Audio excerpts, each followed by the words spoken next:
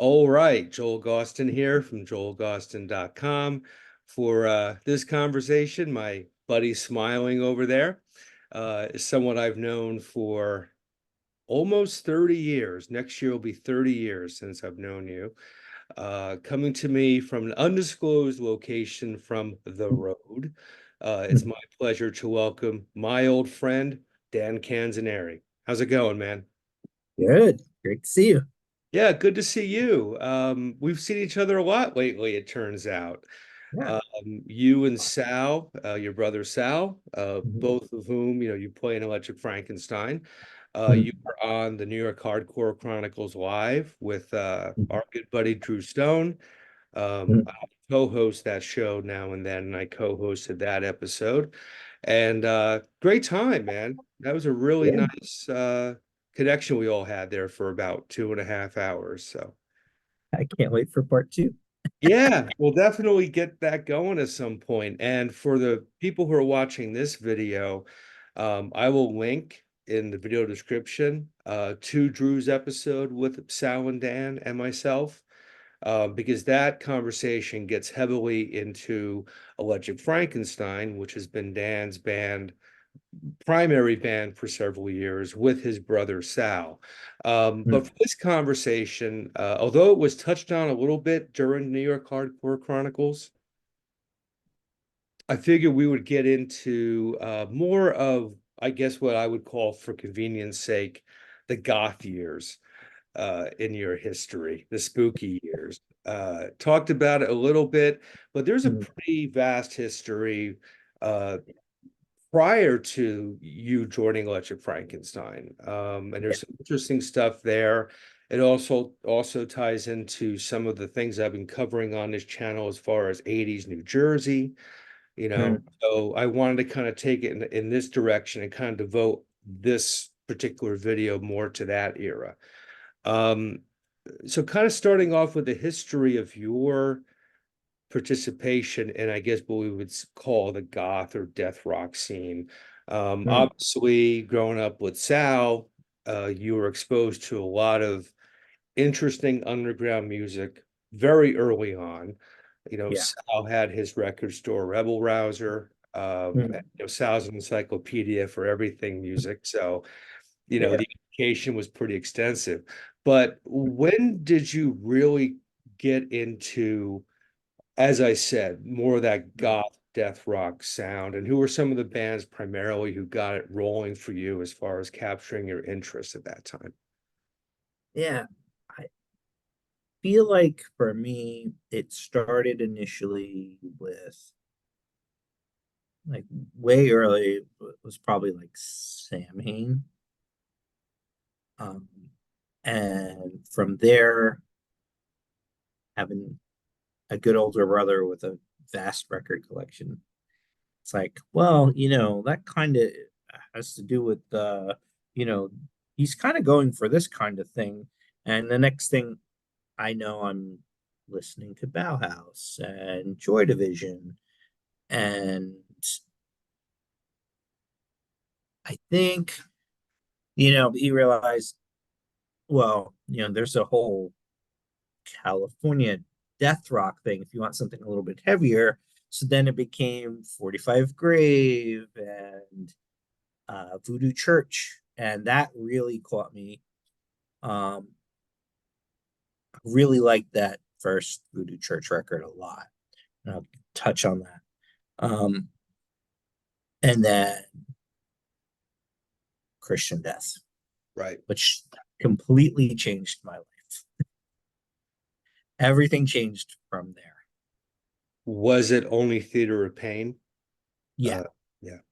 that's where it all starts. So only Theater of Pain, and he had the freaking record collection from heaven or hell, whatever you want. But um, he had everything. So it was like I started with only Theater of Pain, but I went all the way up to, whatever was the latest thing. We were getting, hey, I got the new Christian Death record. Let's listen to this. So, that brought me into the Valerie years and Gitane and Valor and just Valor and things, Right. you know? Yeah. And, I love it all when it comes to that band. You know, uh, there's the, there's the people that are pure ill. I only like the original band or this. I don't like it after Rozz's, but, it all has something there for me. I like everybody involved. So even if some of them weren't the best to me, um, that doesn't diminish the music for me. Yeah, I agree. Mhm. I've had my own history with Mhm. several of the members, Yeah. several incarnations. Um, Mhm. I like it all just fine. I think that last album, Under Christian Death, that Bauer put out, I believe it's called Evil Becomes Rule. Yeah. Been out a couple years now. I think that's a fine album. That song Beautiful. Yeah. It's a great track, and the Mhm. guy's a brilliant guitar player. Yeah. You can hear him a mile away, that's his style. So Yeah. certainly as distinctive as Rick Agnew, I would say in Yeah. his own way. I think he's a freaking great guitar player. He comes at it at a different angle, Yeah. but it's no lesser to me. I get those songs stuck in my head all the time. Especially the stuff when John was in the band, like Right. that. That stuff, uh, for me is definitely a huge high point. Oh yeah. Oh Yeah. yeah. The 80s stuff, and I'm Yeah. referring to Mhm. post Roz 80s stuff. Yeah. Yeah. The scriptures, That's such a great record. I listen to it all the time. And yeah, Sex, Drugs, and Jesus Christ. yep. I mean, that record is so good. And I fell so hard in love with Jatan from listening to things like Incendiary Lover. Like just amazing, Mhm. just so great. Yeah. Yeah. I mean, it's quality stuff. It was very consistent in those years, Yeah. Yeah. the just songs I can think of. Sick of Love, perfect song, Yeah. perfect. Perfect. Yes. The Valor Christian Death is very welcome on this channel. That's very Yeah. celebrated on this channel, for personal and fan Yeah. reasons. I'll put it that way. He- Um, I'll touch on Valor when we get there.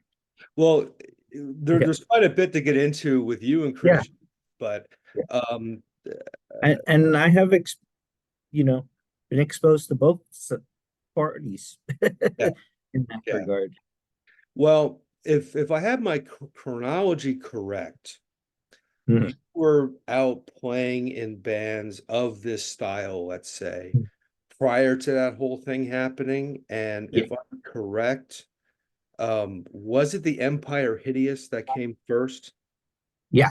Okay, it was Empire Hideous. Yeah. I was literally still in high school when I first joined the band. And it took a little while for it to kind of kick up. Because Mike got sick he's had problems for health problems and stuff, and he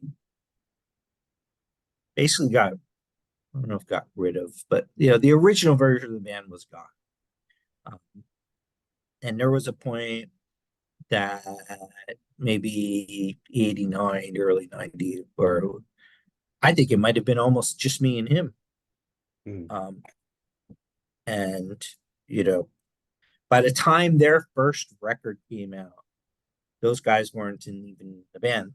I remember sitting around the table at Mike's house, stuffing stuff into records that I'm not even on. you know? Um, but yeah, and you know, it's funny because like I definitely thought I was getting into more of the original version of that band, which had a little bit more of a Misfits Damned influence. But at the same time, I was more than happy to go explore the newfound more goth style. um, and I was totally ready. Like all these bands that Mike had gotten into since the beginning of the band, or maybe he was already into them, but now he wanted to go more in that direction. I, you know, the only band that like I didn't already know that he turned me on to was Fields of the Nephilim, Right. and they ultimately became one of my freaking favorites. Like I can definitely credit that dude for like turning me on to one of my favorite bands after that. For being a bass player, that's a very bass heavy spaghetti western goth band. And yeah, so that's where I started with that. And I got my pal Renzo into the band.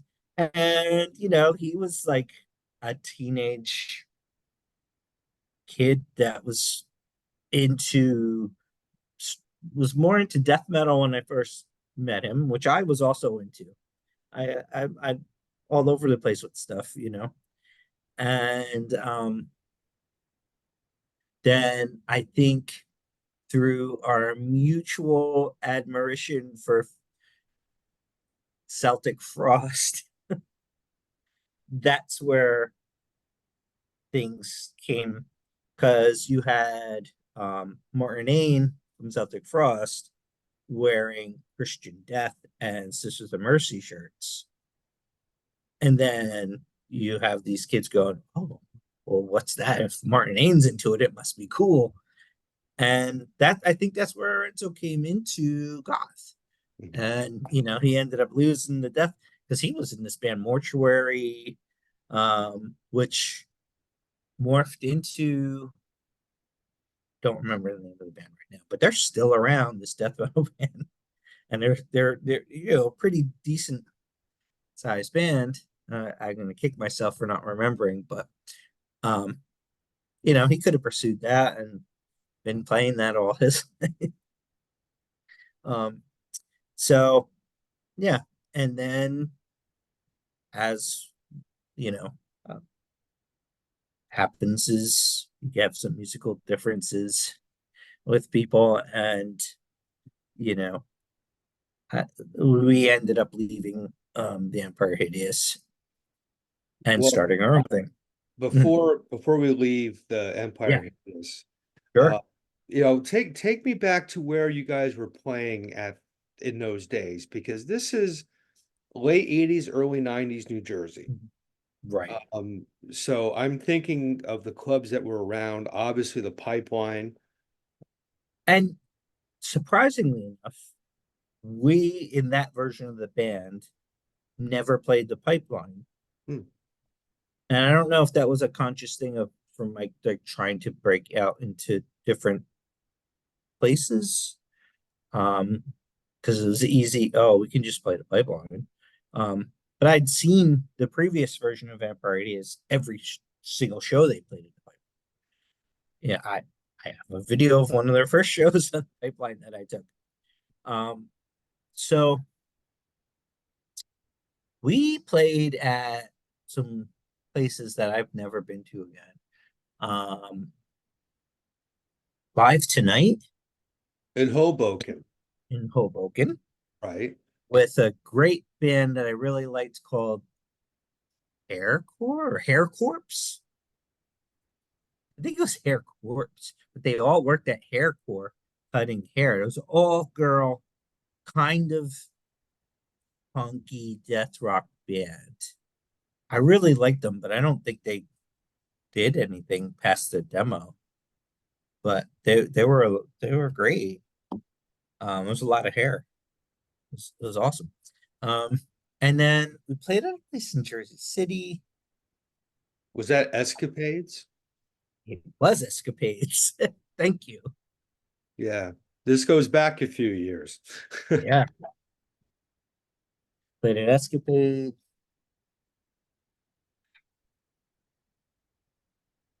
know there's more than this, but those are the two shows that really uh, I remember Mhm. uh, for this reason or that reason. But I'm trying to think where else. But we didn't ever ended up playing the big one, which Well, strange. I know you recorded with the band as well. You're on the cassette "This Evil on Earth," Yes. which I think was circa 1990, 89, 90-ish. Yeah, And I think it was 90, 91. I think and it was we'll 90.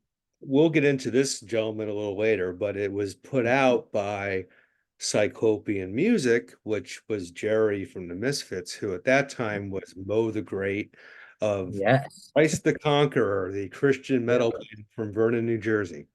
Yes.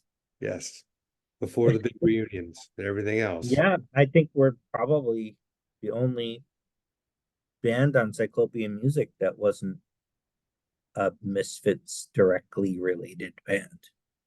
Well, there was No Slaughter way to Grace come. too.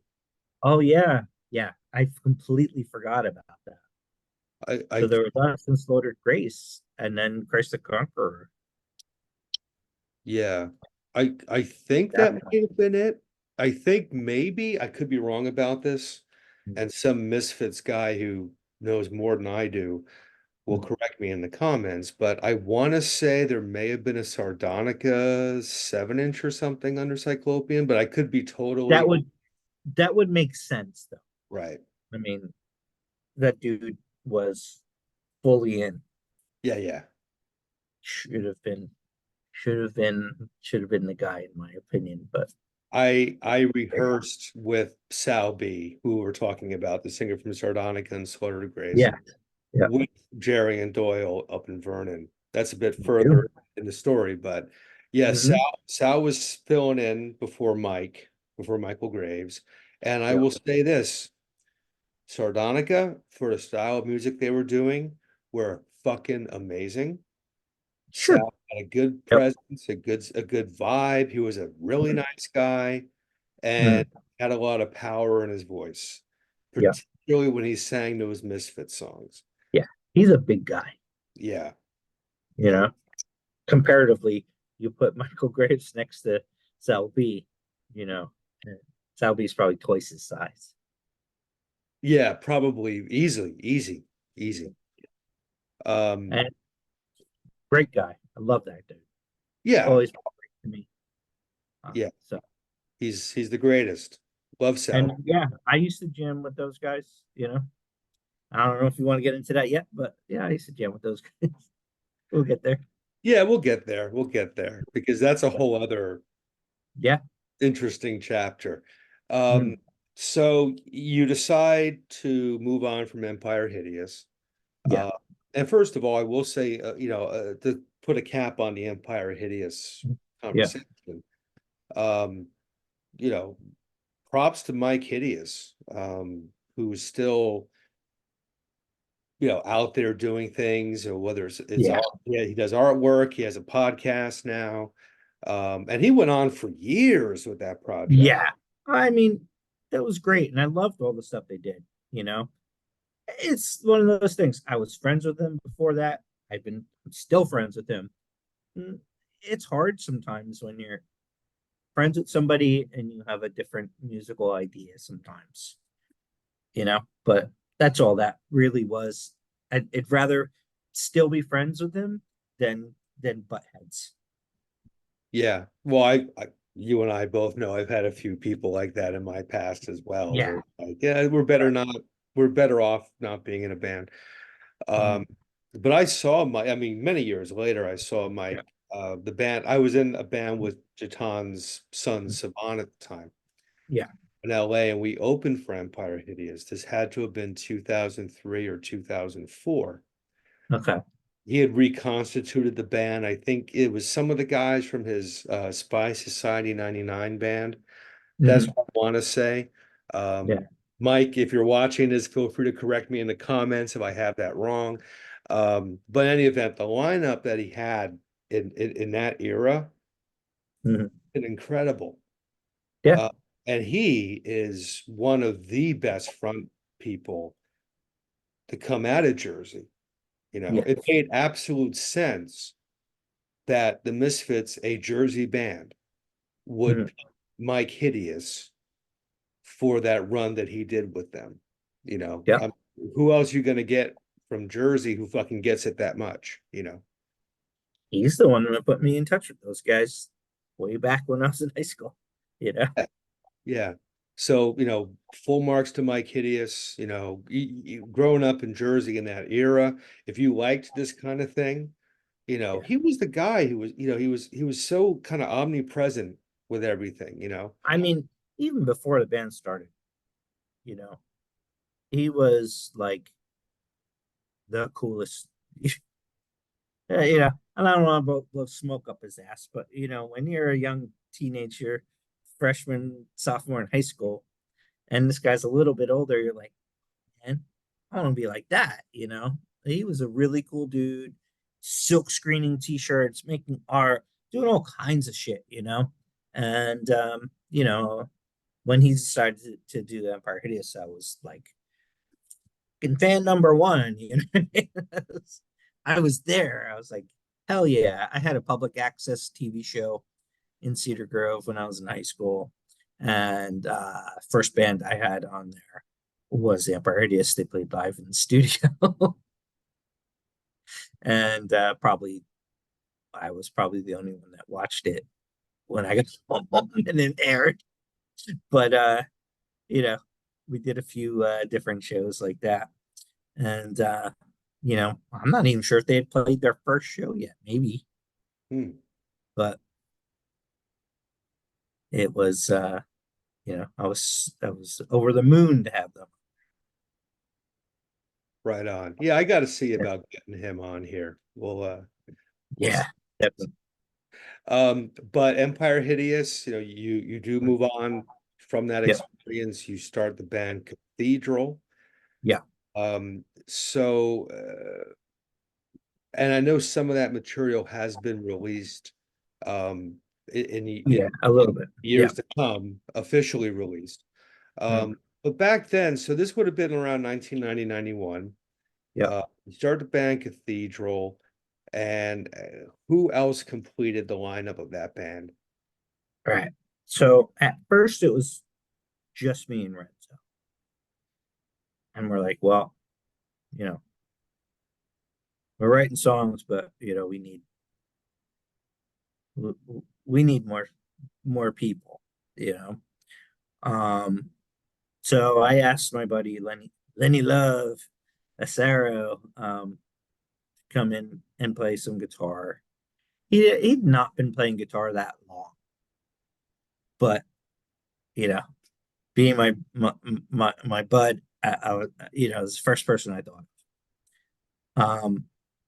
But we were also big Sisters of Mercy fans.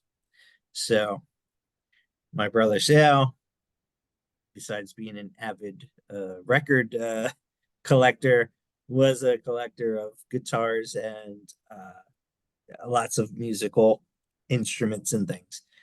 He had a drum machine that he wasn't using. So we decided that the drummer for the Sisters of Mercy was going to be our drummer. And we aptly said that our drummer was Dr. Avalanche from the Sisters of Mercy. Was playing on our records. We thought it was hilarious. Um, so we started out our first demo and our first maybe first one or two shows was that lineup. Mhm. And then um, for whatever reason, we ended up getting a few different other guitar players after that. It was the core of it was me and Renzo. So we had a couple of Renzo's friends. This kid Jesse. Um, I don't think I've ever known his last name. It's just Jesse. And I'm gonna look this up because I don't want to waste time, but this dude is, never mind. I'm gonna waste time if I do that. So his friend from his previous band, Mortuary, oh, who has Deteriorate now, which is Okay. what Mortuary became, Deteriorate. Well, actually, they live down in North Carolina now. They're still around, making albums. They're great. And then eventually my buddy Paul Andrus from Snag, another great New Jersey band. Yes, yes, yes. Love Snag. Yeah, yeah. I pulled him in for guitar. And so we did, I think, 2 demos. We also recorded a version of Alice Cooper's Desperado, which was originally going to be on Triple X Records tribute to Alice Cooper. But after I sent it to them, they're like, well, it's kind of close to like what Shadow Project was doing and blah, blah, blah, blah. And we already have, I'm like, but nobody's doing this song. You already had me go in a actual studio and record it. And it's great. So, yeah, I got to run around for whatever reason on that. Did we put that on that Electric Frankenstein record where we had all of our previous bands? I'm not No. sure if that on there. Probably because it was a cover. And that record you're referring to is called The Dawn of Electric Frankenstein. Right, right. Didn't Triple X put that out, or am I mistaken? No, they might have. There's so many labels. I I know. can't, yeah, it's hard with that. But they might have. They might have ultimately ended up putting out some of the songs I recorded for that. But That has tracks from pre-Electric Frankenstein members bands. So it has your right. Cathedral stuff. There's stuff from The Thing, which was Sal's band, Yeah. Crack Street Kid, which was Steve Was Miller's. yeah. So Yeah. people should check that stuff out because that's all on its own really cool stuff. Yeah. I think that's probably the only official. No, there's maybe one other thing, but I think one of that was the first official thing that had any Cathedral songs on it. I think maybe a Cathedral song ended up on a compilation from a label in Italy on something. But it was another thing, like all bands we were ever in stuff. Well, as you know, on this channel, I've talked a lot about the pipeline, including with Emilio. We have Yeah, series that we're working on. love that dude.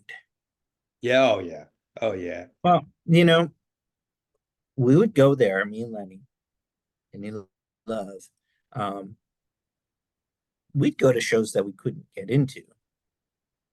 It's 21 and up at first. And he'd see us hanging outside trying to get in. Forget what the door guy's name was. He passed away. He was really fucking cool dude. You know the dude I'm talking about? The blonde hair. Yeah, he comes up in one of the videos with Emilio, and his name is Yeah. escaping me, so I apologize as well. It escapes me. It's sad. Like I went to his freaking wake and funeral, and I can't remember his name now. It's been so long. Was it John? Am I off? Right? No, I think that might be right. But that dude was so super nice to us. And I think between him and Emilio, there was a conversation, and it would become, don't go near the fucking bar.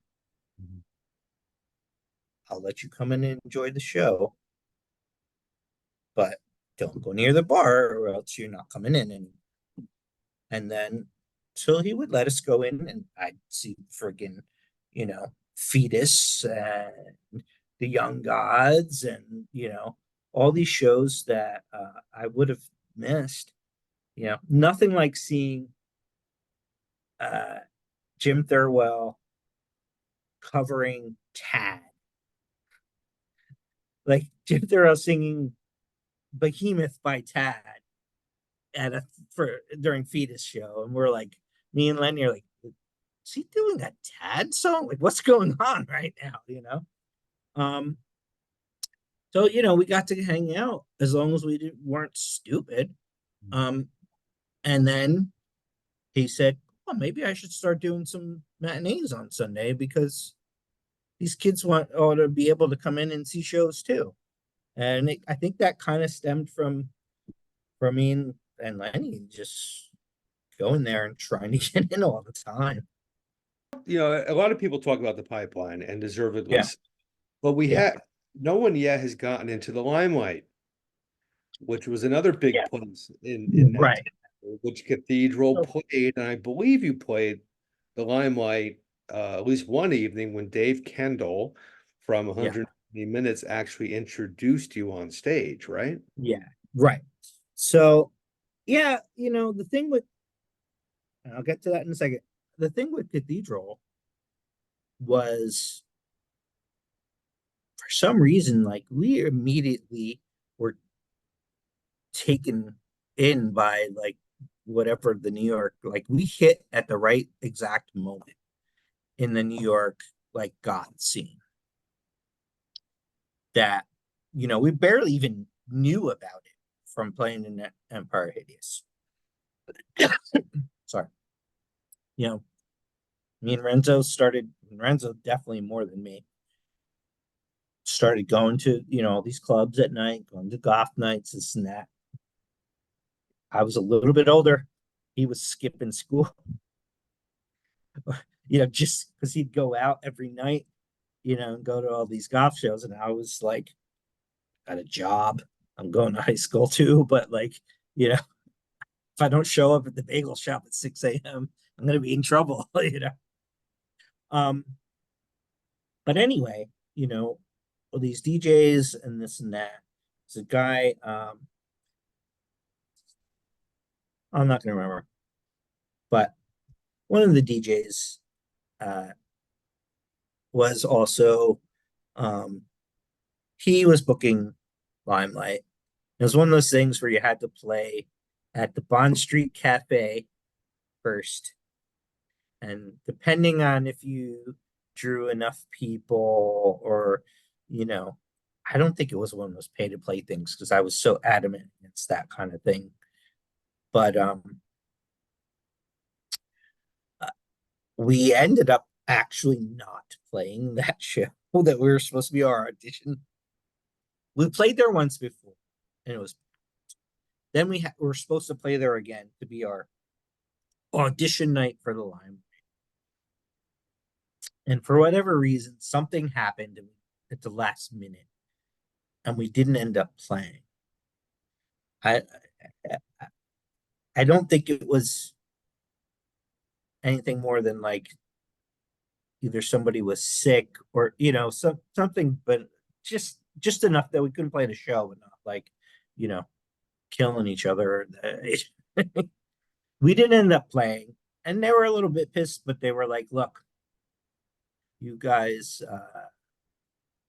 are, one of the within a year, you guys have become the band right now, and so I wouldn't normally let somebody that didn't play the show that they were supposed to play do this, but you still have the Limelight show. You had it anyway. You know what I mean?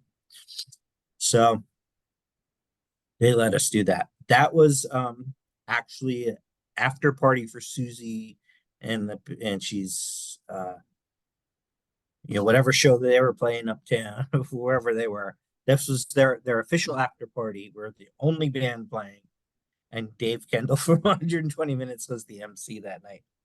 So he comes out and he's like, "Oh, I want to introduce personal friends of mine, Cathedral." All looked at each other. We're like, met this motherfucker in our lives. Of all people, we were definitely not hanging out with Dave Kendall. But it was funny. I just found found the video from that night. I gotta digitize that and put it on YouTube. Cool. Yeah, I was happy that when I was digging through, getting stuff out of my parents' house, that I found that video. That's awesome. Yeah, I found a lot of great old videos from that time period. The Thing, Snag, Cathedral, Empire Hideous. So gotta digitize some stuff. Yeah, totally. Yeah, So we did that. definitely. Yep. Because that, Snag's not going to come back, unfortunately. No. Rest in peace, Mr. Williams. And Dave Falcon, the drummer. Oh yeah. And Obviously, you met Dave Kendall that evening at the Right. Limelight. Having played the Limelight myself, Mhm. I know there are some interesting characters sort of not only intertwined with that club story, Peter Gation being one of them. Mhm.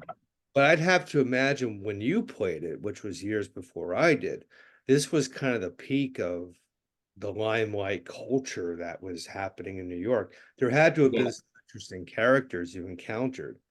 I did. And it's blows my mind. I mean, I met Susie, but it was her after party. I mean, what what can you say about, meeting Susie Sue besides, you know, goddess? Um, but I met that night the lady that played Zelda in Poltergeist. Oh, right, right. Telling, the medium lady, Yeah, right? yeah, yeah. Yeah. So she was there walking around the club talking about like what she feels in these different areas and things. It's weird. Flea was there. So I met Flea, which was nice. He was a cool dude. And Wendy Carlos. Really? So Dal um was working on Exit magazine at that time with George Petros, I think that was his name, who was the editor of Exit, and I think he worked at Seconds magazine too. Who was a friend of Wendy Carlos. So he had said to Sal, "Oh, do you mind if I bring Wendy Carlos along to the show?" And he was like, "I think my brother would love that because that freaking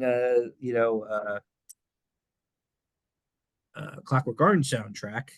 He and I was into all that on Moog and all these things, but so I was fully aware, being into things like Gary Newman, uh, Klaus Nomi, like you know Wendy Carlos, formerly Walter Carlos, was fully on my radar. So that was a huge highlight for me that evening. That's awesome. And Yeah, it's so that such was a New cool. York thing of Right. that time, you know. Um, Yeah. Even a couple years in the future when I got into New York, it was very Mhm. much that way, Yeah. and it was very much that way at the Limelight. It was kind of Mhm. like you hear the stories about Studio 50 Studio 54. and Right. how everybody was showing up there. That was how Yeah. the Limelight was. Like you never knew who would Yes. walk in there. It was neat. Oh yeah. Yeah. I'd go there a lot for different, Sunday night was rock and roll church. Uh, the goth nights on, I think, Tuesday. I was there as much as possible. I could get in. I'm there. Definitely But yeah, it was a fun place. You never knew who you're gonna run into. I was going to a lot of those. Yeah, the building, the tunnel, like all these different clubs at that time. So a different time for sure. for sure. Very different time. And yeah, so I at that around that time I had already been, let's say, pen pals with Rozz Williams.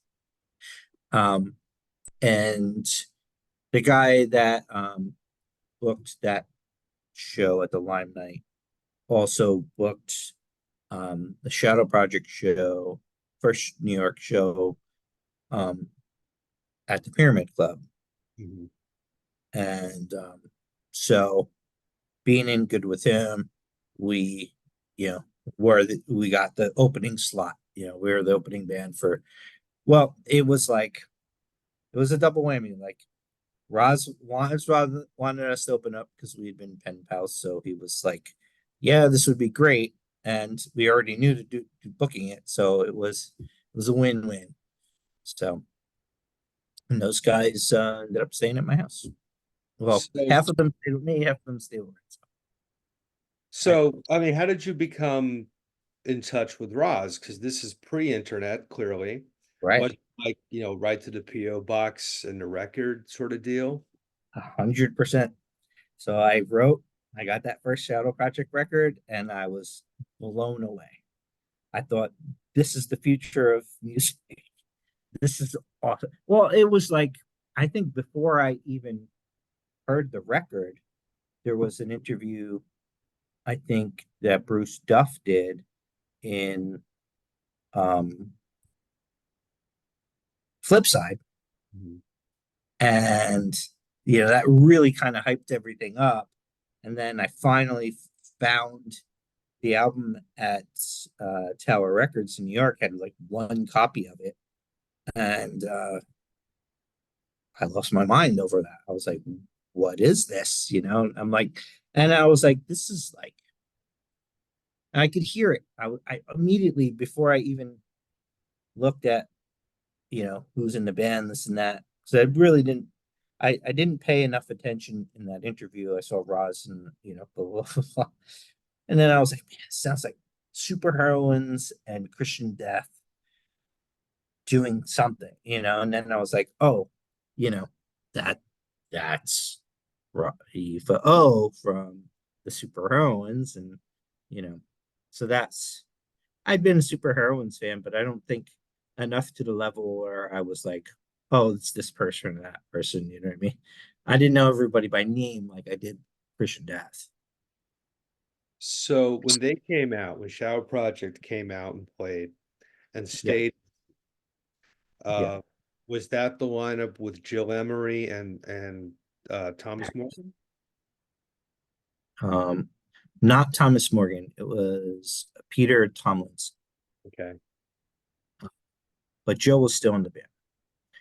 Um, so I think the way the straws were drawn, um, Peter Tomlinson and Jill Emery ended up staying with Renzo at his parents' house in Patterson, which is everything you can imagine about it. Without getting fully into it, it was not the same experience that so Roz and Eva and Paris stayed with me at my parents' house in Cedar Grove, New Jersey. I don't know if you'd been there or not. If I had I been there, know, yeah, I'd known you when they still had the house, but I don't know if I would. I don't know if you had come by. no, I don't Probably I did because you had your own place when right. I was hanging out. Yeah. So McMansion up on a hill with a pool. They had the entire basement to themselves. It was, they didn't want to leave. Uh, so the different parts of the band had a completely different experience with being in New Jersey. I'll put it that way. Um, and which was funny because like my parents hated everybody. It's just was in their nature. Love my parents, but their immediate reaction is to get angry. Um, but they were totally cool. Like maybe because they were married. I, I don't know. I don't know what what process went through my parents' head, but they were totally fine with Roz and even Paris sleeping in the basement. Hmm. They'd never been fine with anything ever in any level of my life, but somehow they gave me no trouble with this. Well, So how were they as house guests? I mean, were they? they were they were fine. They didn't really impose on anything. They mostly just hung out in the basement. Um, and it wasn't just like one night. So they got to New Jersey the night before the show at the Pyramid. Um, we did the show. That was great. Everybody was great. Everybody had a great time. It's a legendary show now. Um, then they were supposed to go off to Europe from there. They had a few days before they had to leave. They didn't even have their passports in place. So I ended up taking them, Roz and Eva, to New York City to the passport office to get last minute emergency passports to go play the show. Uh, then they gave me all of their, so they went to Europe with just their guitars. I think maybe they took Paris's keyboard, but like they left everything else with me at my parents' house, like literally everything else. Um, and so they here's a wad of cash. Um, please box this stuff up. Dude, I just met in person for the first time, even though we've been writing letters for a year. Pack this all up, bring it to the Greyhound bus terminal, and have it put on a Greyhound bus to Los Angeles, which I did. Um, so I that Roz and I had been writing regularly to each other. But like after meeting in person, we really kind of took to each other in uh intellectual. I don't know. Like we just really kind of clicked. Um, so you know, we hung out for a few days, and I got them to the airport and went off to Europe. But yeah, Roz was calling me every day or two from Europe, just like checking in, telling me how things are going. Oh, we're in Germany and they gave us fucking Hawaiian pizza. Like, what the fuck am I gonna do? How am I eating a pizza with pineapple and ham in Germany right now? Like, just whatever. And then whatever happened out there, it was like, yeah, Joe quit. We're we're going back to the US. I don't know if they even finished the tour or not, or if she just quit at the end of the tour. But it was meet us in Los Angeles. We have a whole, tour booked for this new album. And so I bought a plane ticket. I went out to Los Angeles. Um, Peter Tomlinson picked me up from the airport. I remember he's blasting the Stooges, raw power in the car when he picked me up. I was like, this is perfect. Um, and so at in the beginning, it was just me and him jamming. Roz and Eva had went to Las Vegas to Eva's house, her parents' house, and they eventually made their way to Los Angeles. But first, it was just Peter and I rehearsing, trying to get these songs together, and then um, the full band finally started rehearsing. So you toured with Shadow Project. Yeah, Uh, I played. It's funny, like Jill did her basic tracks for that second album, Dreams for the Dying, but she wasn't coming back for anything else that was needed. You know what I mean?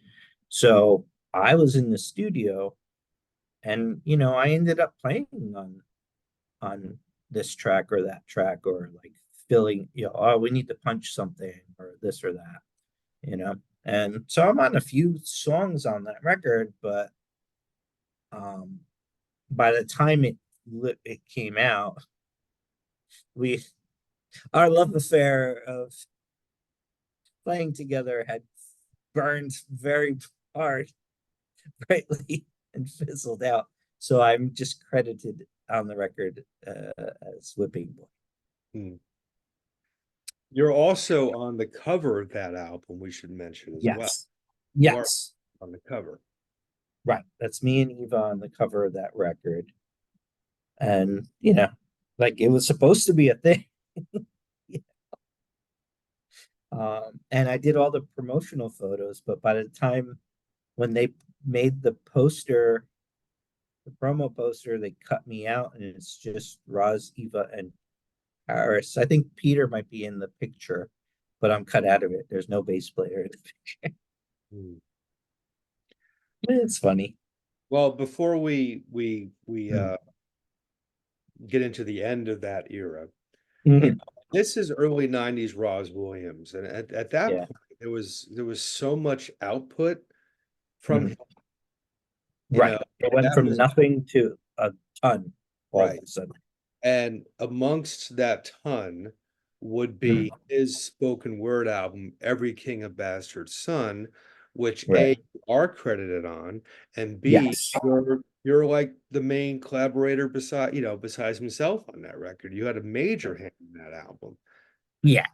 I mean, at that point in time, like I got there way before we had to play these shows. Like, I mean, I went out there in May, and I think we started playing in the end of June. But like, Roz and I had like kind of like put 3 or 4 different projects together in our heads at that point, and Cleopatra Records came along. Well, I'll preface a little bit. Like, so the only reason that he ended up doing the Iron Mask, that Christian Death Records, not very good. Um, it's no surprise, but it was like we need money to go on tour. Right. So Rive and Cleopatra said, "Here's some money, record a Christian Death record." So they threw it together, him and Eva, and that's how they had money to go on tour to get to me in New York. Uh, um, but he had been wanting to do this spoken word album, and I guess he had mentioned that to Brian and Cleopatra, who said, "Let's do it. Here's some money, and here's a studio, and he kind of got it all set up for us." And I think it was me, Roz, Ace, Farron Ford came down, and maybe Paris too. I remember most of it, for the bulk of it was me and Roz, and then those guys came in and did and added some stuff. But we had so many different things going on at that point, and I think that also contributed to some friction sometimes because I mean, I don't know if that's the right time to get into it or not, but I had a lot of attention from Eva and a lot of attention from Ross. Okay, mostly when the other person wasn't around, though they were married.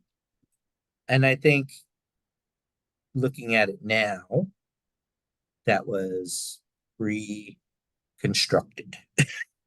Let's say, let me give you some time. I'll give you some time. See what happens. I really think that's how it was, some kind of bizarre thing like that.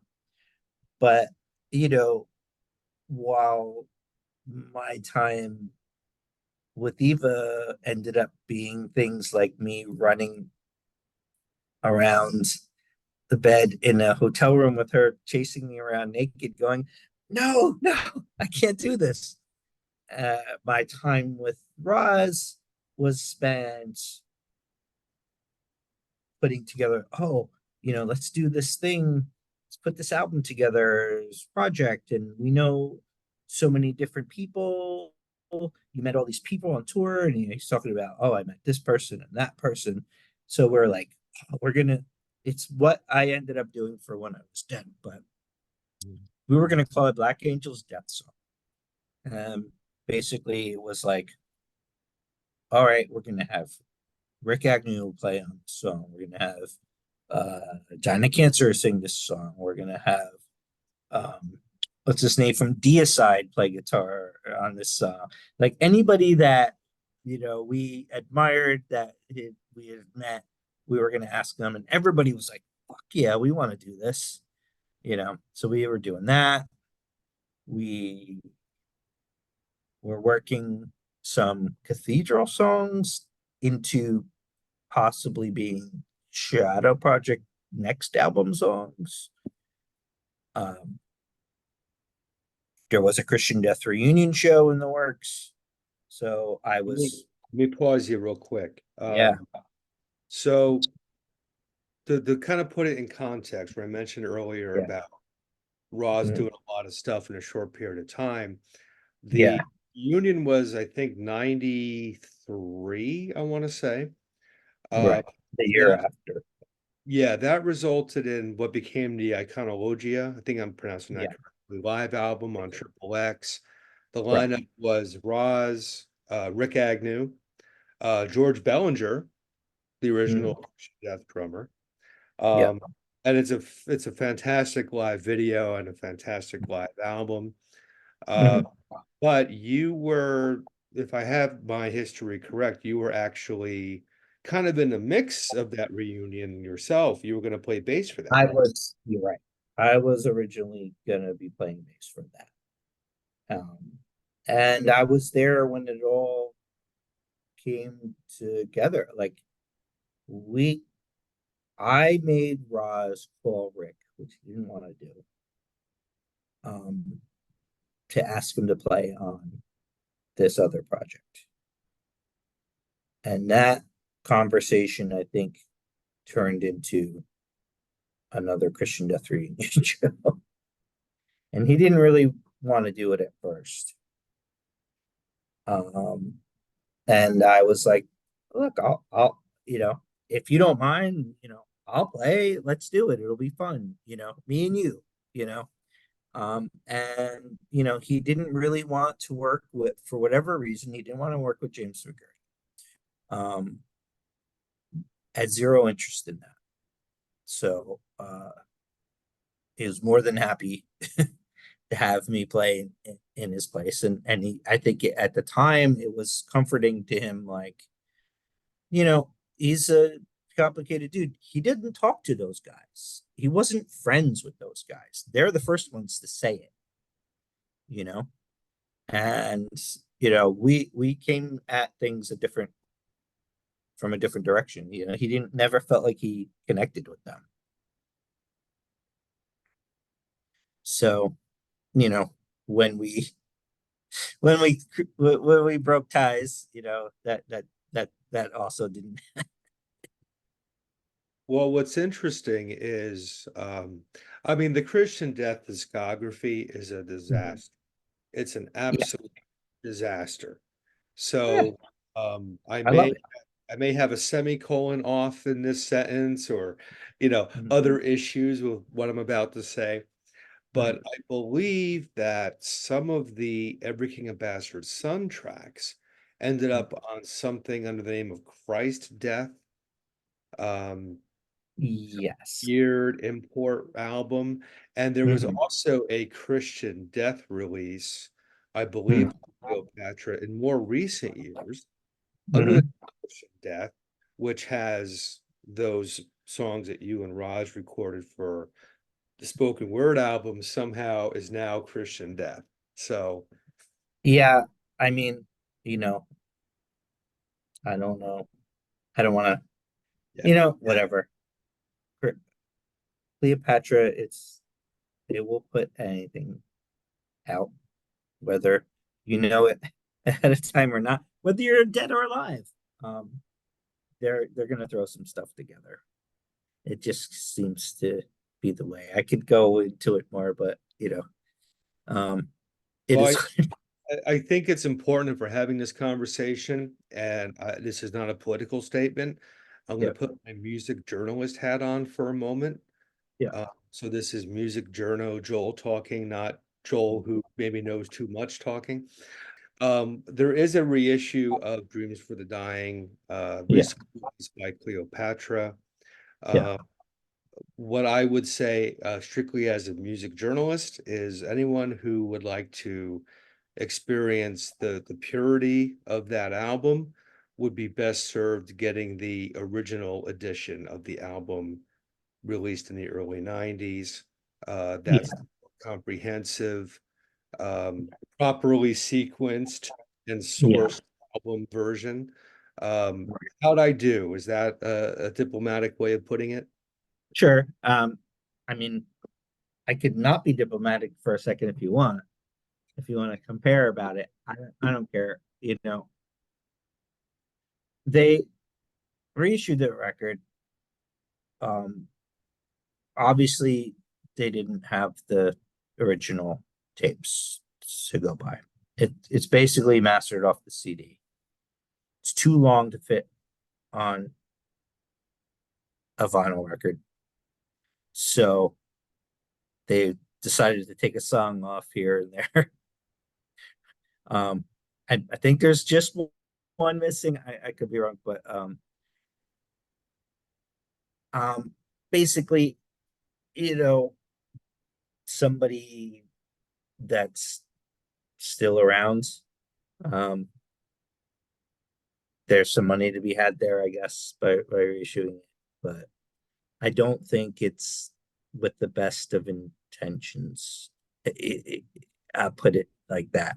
It could have been done really nicely and maybe as a double album and a deluxe thing that could really appreciate instead of something to when you have people that live the gypsy lifestyle as they like to proclaim of themselves. Money for some things tends to be the driving factor and not necessarily let's do a loving tribute to something that we did. Put it that way. Well, it also has the wrong fucking version of Static Jesus, too. Yes. Wrong version on the opening track is the wrong track on the album. Yes. It's get the original, folks. The original, first Yep. of all, I think sonically the way that original album sounds Yeah. for that time period is phenomenal. It's a beautiful sounding album. Yeah. Um, I now put a lot of time and effort into that record. wasn't that recorded during the LA riots? It was. Yeah. And so we would go there at night to record because obviously it's a lot cheaper when, LA Guns is using the studio during the day and you come in at night afterwards. Um, and so, we would go in there all night. And then when we would drive back, studio, where was it? I want to say Studio City, Century City. I don't know. We drove through Compton to get back to where we were staying that night. So we had a few different experiences. We were stopped at a red light, and a dude was walking across the street. He stopped right in front of the car, turned to us, pulled out a gun, pointed it straight at the car, and we were just like, go, go, go, go, go, and ended up whipping around the dude to get out of there. And another time, we were low on gas. We stopped at a gas station, and there's a guy like we see him in the we want to prepay for the gas. You know what I mean? and he's in the off, whatever the office at the gas station. Um, and we're banging on the door. This guy's not moving. And eventually we realized, like, oh, that dude's dead. He's not sleeping. Somebody was here before us. So we filled up the gas. We still needed gas. So we filled up the gas tank and left. I'm 19. I don't know better. You know what I mean? I'm trusting the adults at this point. I now would have been like, oh, I should call the police. You know what I mean? But they were like, let's get the gas and let's go. Now we should mention the adults would be Rozz and Eva and fucking Yeah. Paris. So, Now Paris A wasn't there that day. B, he was my age. right, yeah, yeah. He was another one. There's no other way to put it anymore. Like in this day and age, we got very much taken advantage of as young men by these grown-ups in our, we're 18, 19, and they're, 28, 30, so we thought they were taking care of us, which was not usually the case. And, there was a lot of things that, were messed up. There's no way to put it now, in hindsight. At the time, well, I don't want to sound like I'm traumatized by all this. I grew up in a different time. This was perfectly acceptable. Like, I'm okay with everything. You know what I mean? But, I'm looking at it with the lens of now. These days, they would have been called. They would have said they were grooming us. You know what I mean? And it's just a lot of messed up things that we had dealt with that we didn't know better about. But who's seen Paris in a long time? I think Yeah. I he's saw kind him of taken. 20 years ago. I saw him about 20 years ago out in Yeah, LA. yeah, but He, he's dropped off the radar. I think he took, a lot of that affected him a lot worse. I don't know. People can make their own conclusions. yeah, well, But, I have fond memories of the time, don't get me wrong. So, well, uh, so you had this experience with Rozz and Eva. That I mean, conclude, they were my heroes, yeah, literally my heroes at that time. I am playing in my favorite band on earth at this point. Like there's nothing better, you know. So I definitely wasn't soured on it yet. yeah, yeah, yeah. Well, sometimes it's dangerous to get to know your heroes. 100% for sure. Yeah, I've realized that a lot since then, but but we had lots of projects in mind. So another project that Roz and I started working on was Daucus Carrata. right. And that started out as me and him. Um, and I think something that a lot of people don't know was, he was planning on leaving. So I we finished up the Dreams for a Dying tour part one, the summer part. I was going home for a couple of weeks. There's time off. Why don't I go see the family, and in New Jersey? I had been dating a girl before that who I hadn't, it is what it is. I figured that was over, but rekindled when I got back. But I was fully intending on going back to California, but before that, Roz was like, "Hey, I don't think I want to do this anymore. So I'm gonna come out to you instead." So he said, let's do some Daucus Carrata stuff. I was like, I know plenty of people in New Jersey. So I got Paul, my friend Tom Farkas, friend Mitch Applebaum, if that's his last name, right? And we started practicing stuff. Like, we were just writing things, anything. Like, there was no material. And he had me book some shows. I booked a show at Maxwell's and a show at CBGB's, which was ended up being with Von Elmo. So we didn't end up playing shows, meaning Rozz didn't end up coming out. So what happened, there was a show at Aldo's, which was going to be like more of an impromptu thing, which we ended up playing anyway. A show at Maxwell's, which ended up being the reason why nothing happened, and a show at CBGB's that we were going to play anyway. So the Maxwell show, I don't know what instead of saying Daucus Carrata, like the CBGB advertisement, it said Shadow Project.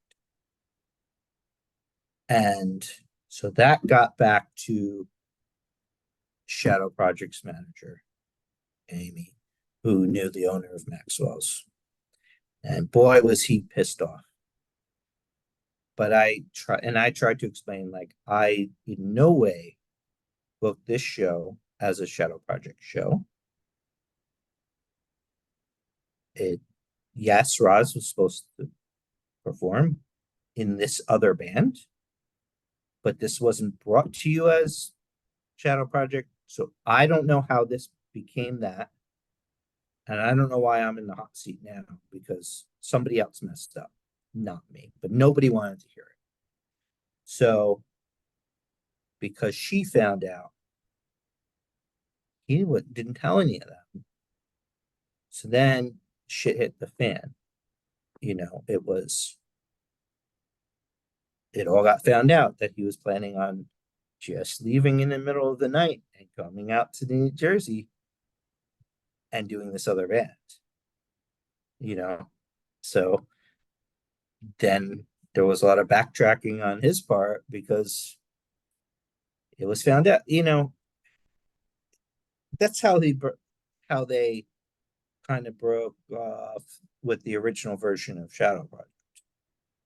It was Johan and David Glass in San Francisco. And I think Rozz and Eva just left in the middle of the night one night and went to Los Angeles and started over again. I think that, he's a non-confrontational person. So he'd rather just leave in the middle of the night than have the conversation of, I don't like what's going on, or I'm not in love with you. You know what I mean? He didn't want to have those conversations, apparently. But he was found out. So that shit hit the fan. It was a big, big mess. And, our friendship went out the window. And, his marriage was going to come to an end anyway. Knew that was going to happen. But, they had to do that last fall Shadow Project tour. I think William Faith took my place. But if things had gone the way they were supposed to, and we would have started Daucus Carrata in New Jersey. Interesting. I think that show that we did at Aldo's, somebody's birthday, I don't even remember. We ended up calling ourselves Day of Show, Kim Gordon's Ex-Lovers, and we impromptu, like the whole entire show, everything was uh, whatchamacallit, nothing was pre-written. It was we made it up as we went along. So who played that night? Me, Tom, Paul, and um, Mitch on drums. And it was all just friends from Jersey that I knew, had some chops. I tried to like put together a band of people that I know could just play. And it didn't matter what kind of style we were trying to go for. So um the Maxwell show didn't happen at all. We went to CBGB's. Von Elmo played so freaking long and emptied out the club that we said, "Oh, fuck this. We're not going on after this." And we left before Von Elmo was even done. We were the only ones still in the club. You would think, being somebody from the future, he would have known, Precisely. So right? Roz never made the trip to get Never out. made the trip because Amy freaked out so badly about me booking a shadow project show behind her back, and she didn't know what to think and this and that. Like, I don't know if she thought at one point they thought I was just putting together a fake band called Shadow Project. Like, how was I going to pull that off? Mm. I would have got some fucking eggs and tomatoes thrown at me that night. Right. Nobody in their right mind would, you know, or if she, I don't know what she thought. I tried to explain to her what the situation, but It's, look, that's fuckery that went on for years after that. Like when I was oh playing, yeah, when I was in the sixth chamber, you mm, know, we were playing the earlier shows, like when I first joined the band, the early days, yeah, like summer of 2003, mm, there would be posters made, and we had nothing to do with it, that would yeah, say sixth chamber featuring ex-Christian death members. yeah, And, obviously that pissed off Saban, justified, mm, you know. yeah, What 19-year-old kid wants to be associated with what his parents did, you know? yeah, sure. So, I mean, now I'm sure it's fine, but when you're 19 trying to do your own thing, you don't want to Well, be yeah. this kid. What is it going to be known as? The little kid that sang the song cursing out all his friends Right. about how much he hated things. You know, I hate you. That and was his contribution to Christian at that right. point. And the other guys in the band, myself included, were like, fuck this. Like, we got to break this because, you Oh, know, sure. while we have been included in some books and things as being part of the family, which is that larger Christian death community, which is Sure. perfectly fine. There is an association. But to put ex-Christian death on a flyer when you're a new band, and your guitar I player, get it. we have Saban is brilliant in his own right. I mean, he's a great singer, great songwriter. I hope he's doing music now because he's fantastic. Um, he had every right to stand on his own 2 feet and not be associated with that For unless he sure. went up there and wanted to be. That would be a Yeah, that's a different different story, story. but he didn't. Right. And we Right. felt insulted on his behalf. Like, Right. why are you exploiting a tenuous connection at best? Gitane, bless her heart, when that shit was going on, she's like, to save face, I'll come up and play bongos with you guys or do something or improv some vocals. And the other guys in the band were like, well, it's awfully sweet of you. But Savan wouldn't want to, he didn't want to hear it, Sure. which very Right. much to his credit, eternal credit. He was Mhm. like, no, let's not play that Yeah. game. But to Yeah. your point, I bring it up because that shit is, I mean, look how many things come out today with that name on it, Yeah. you know. Yeah. It happens to me. I didn't end up playing the show. I would have played that it kind of last whatever. I mean, I get ex-Christian Death all the time, but I did. I mean, we had some rehearsals. I had songs that I recorded for a spoken word album that came out as Christian Death songs, but I didn't actually legitimately play a show under Christian Death. At least I played a whole tour with show project recorded on the record. Right. And even the freaking live video, I'm in there. They just would interspliced as much as possible William Faith, just out of spite, because Hmm. that's how they rolled. I've seen the raw footage. Let me say it that way. And I know what you're referring to. I've seen the raw footage. You are in those clips.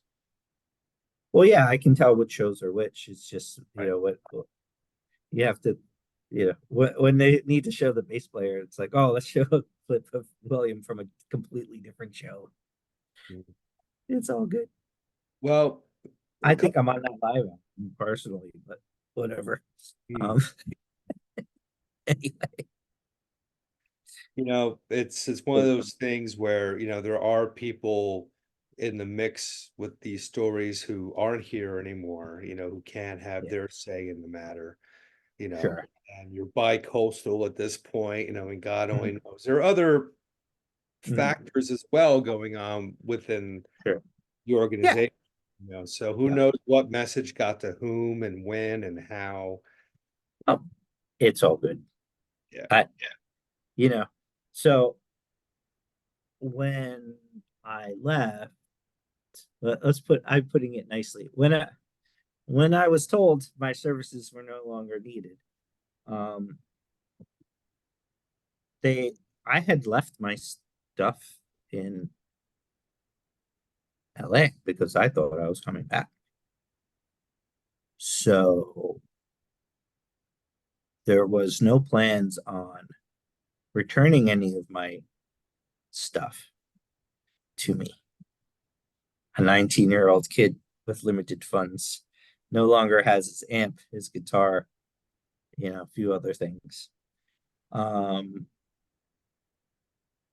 but I still maintained my friendship with Paris.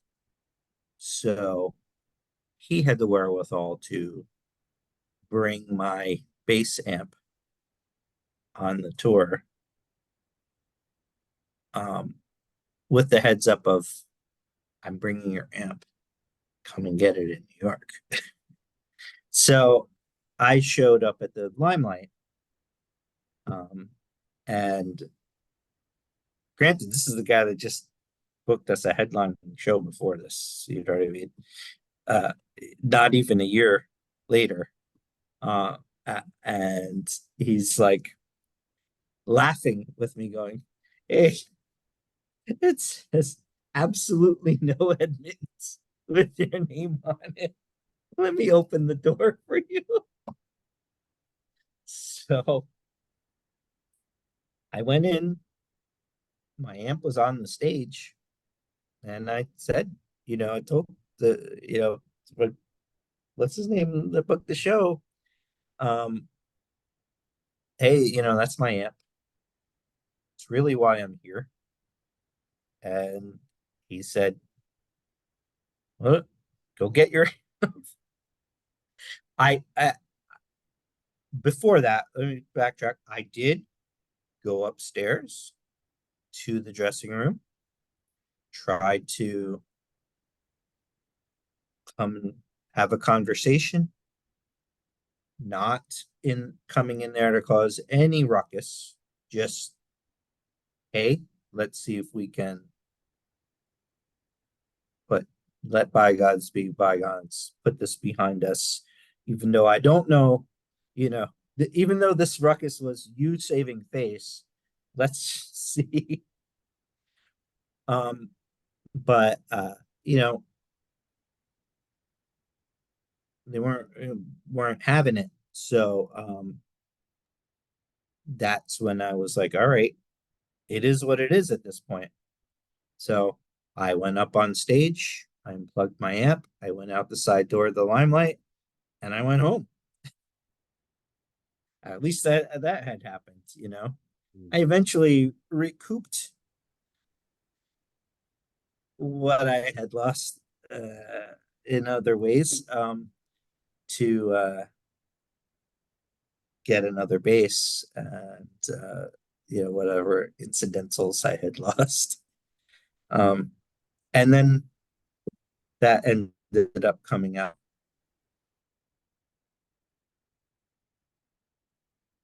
that way, which Yeah, is it's I funny into itself. yeah, yeah. Um, yes, I remember some of those incidentals being paid by a certain means, but Yeah, I suppose we'll keep that part of the myth, part of the mystery. I guess I don't know what you know. Do you want to talk about it? I mean, sure. You know Okay. what? Let's be be transparent. So Christian death sticks a finger down its yeah, throat. yes.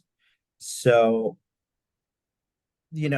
I had been trading tapes with Rozz on things, and he gave me tapes of a lot of unreleased stuff or very rare um, recordings.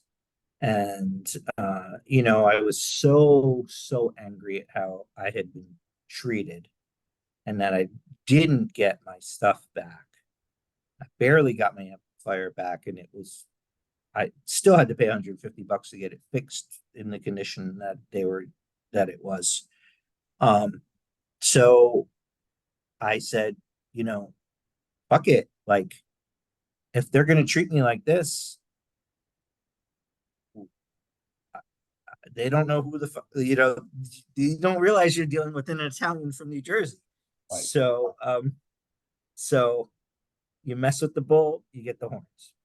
And so I put this comp of unreleased Christian Death recordings together called Christian Death Sticks a Finger Down His Throat, because I didn't even, so none of these tracks, we didn't even know what the names were. Um, so we just figured that one song was called Stick a Finger Down Your Throat, because that's what he was saying. And on the spine of the CD, you will see it says Christian Death sticks a finger up its ass. And yeah, eventually, so that paid me, that I basically paid myself back after releasing that CD, um, and got a new bass, and and then some out of it, and uh, all of that stuff was re-released. Literally, the versions from my CD that I had gone and mastered ended up on releases um, from other labels. Another label, which if you do your research, you'll see this. So All the same source material from, yeah. yeah. So you paid yourself back, and then they paid themselves back from you paying your.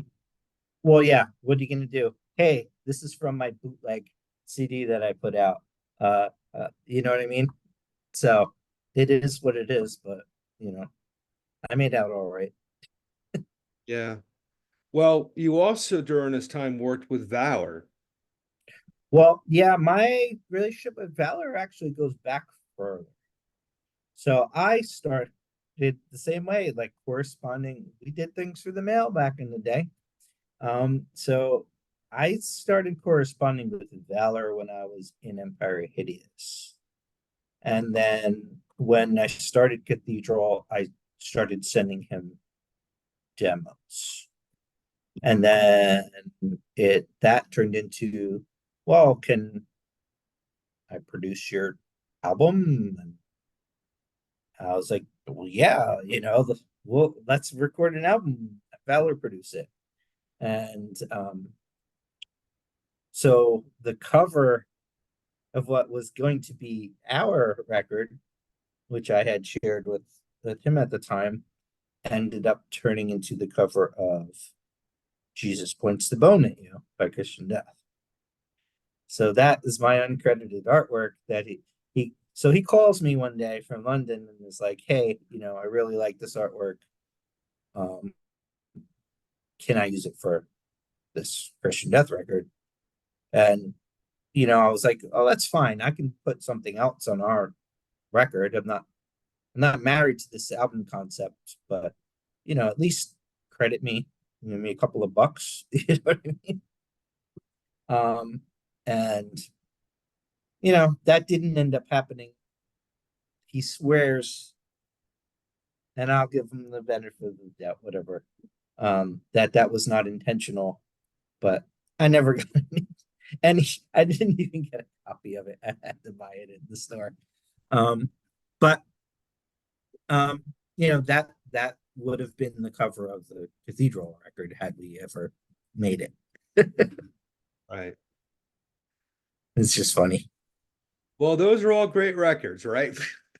Oh, 100%. And look, I hold nothing against these people. I would gladly go play a show with Christian Death with Valor. I love all these, like, you know what?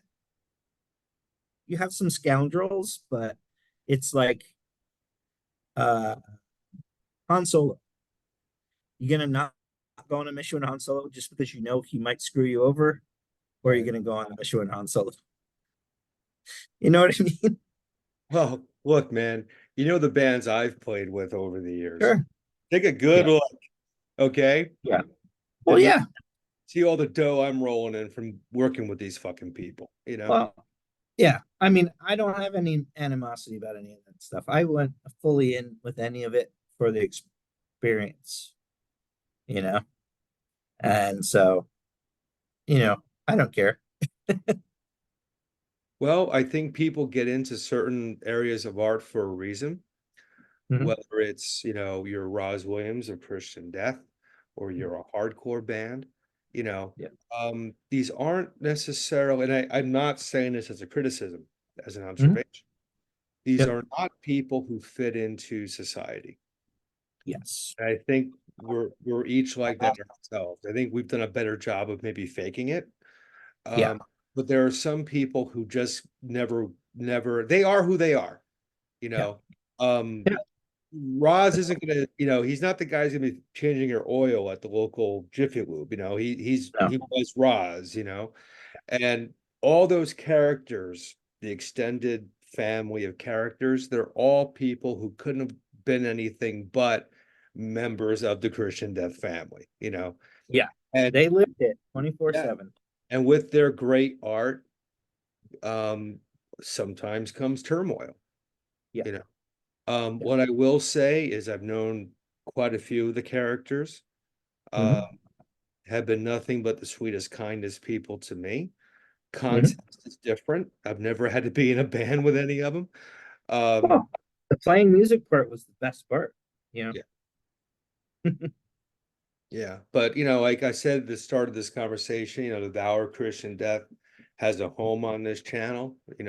always will. Um, the whole family, the Cons, I mean, Yep. great I people. Gitane, of course, love John still yeah. to this. I mean, Um, she would give you her last cent, you know. yep. And I Um, give her mine. That's how that's how I feel about her. exactly. Yeah. A more generous person you will not find. Yeah. Uh, so I have a lot of deep roots with that scene as well. But look, there's dysfunction. People are people, and you're dealing with very intense, very artistic people, um, who are who they are. May not be Yeah. able to balance a checkbook, in some Mm. cases, but their magic that they left on the stage is what kind of matters. Oh, for sure. But it's yeah, I mean it's a, like I said, the discography is a nightmare, the history is a nightmare, you know, Mm. um, but great music, great art. Um, I mean, I wouldn't change anything for a second. That I, the whole experience, you know, good, bad, or in between, I wouldn't change a damn thing. yeah. It was I fantastic. I do want to mention Ace because Ace passed away recently, fairly recent. Yeah, yeah, he's another. He was a good dude. Yeah. He um once we started playing those shows, um, he took me under his wing pretty quick. I think he kind of caught wind, and I don't think I realized it so much until later. He kind of looked around at those two and said, "This is a fresh piece of meat," you know. And he kind of took me under his wing and said, "Hey, man, come hang out with me. Let's go over here and go do this thing," you know, um, which I appreciate, and it was never brought up that way, but I really feel that that's what happened in that situation.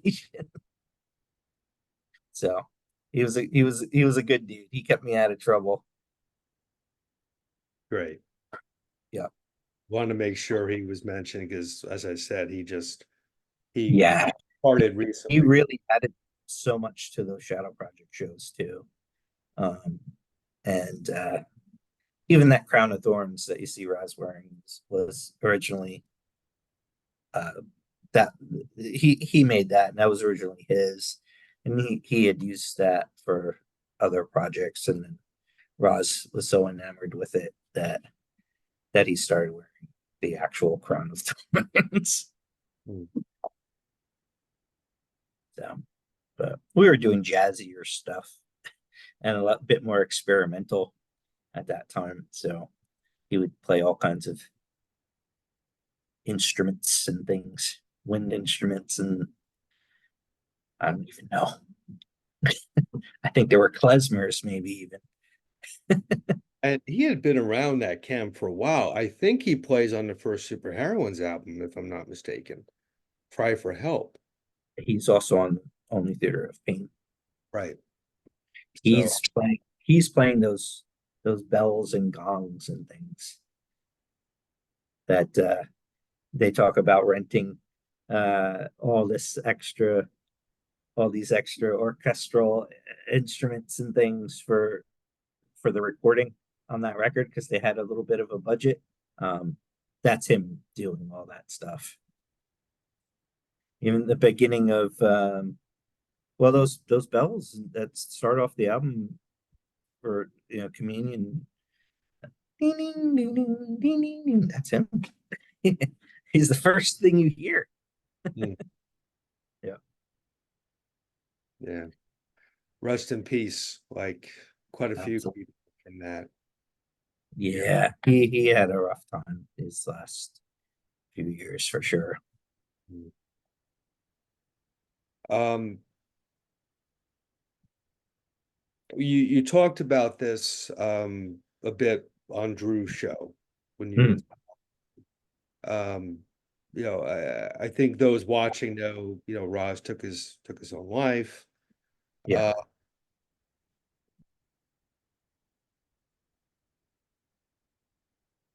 it's often curious to me that, there are people who make that decision and, Hmm. and you think this came out of nowhere, we wouldn't have known. Um, Um, but yeah, Rod, I think, his body of work kind of may have yeah, suggested there may have been an exit plan. but I knew it because that was talked about plenty to me. There were plenty of times it was just me and him. And he'd mention these things. And sometimes I would think it would be just to get a rise out of me, or sometimes I'd be like, why? I try to be like, well, why? You know, what makes you decide like I'm gonna do this on this day when I'm this age. So what, you need to cram everything in before then, because this is when you decided you're checking out, because you have an affinity for this number and this day, so you might as well to make this final artistic statement. It's but considering it was 1992, and I knew that on April 1st, when he's 34, he was going to do this, because this was mentioned multiple times. So it really wasn't a shock more than a pity that he actually went through with it. And to the point, like, so I knew this was coming up. And by this point, it's 1998. But I mean, Electric Frankenstein's going for 6 years, let's say. We just put out a record with Kozik on Man's Ruin. We're recording How to Make a Monster, which will be our biggest selling record. And I'm thinking about is this person that I was close with, that I no longer talk to, is going to do this thing, you know?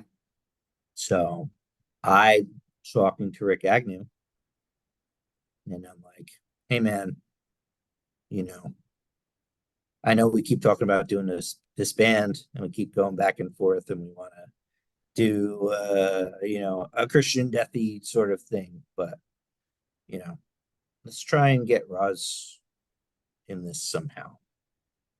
And I was really pushing him to try, and I knew this wouldn't work, but it was a last ditch effort on my part, because I didn't have any other way in. And I was like, let's call him, try and get him on board, try and convince him, whatever it takes, before this day. Let's try and make this happen, And I just remember on April 1st getting that message from Rick saying, Rozz passed away, blah, blah, blah. But he was supposed to have spoken to him by then. And me, in typical New York fashion, says, that motherfucker would rather kill himself than be in a band with me? You gotta be kidding. But I knew it was coming, but I had to make the joke just for my own well-being at that point. But yeah, I tried what I could, but too little, too late, to whatever.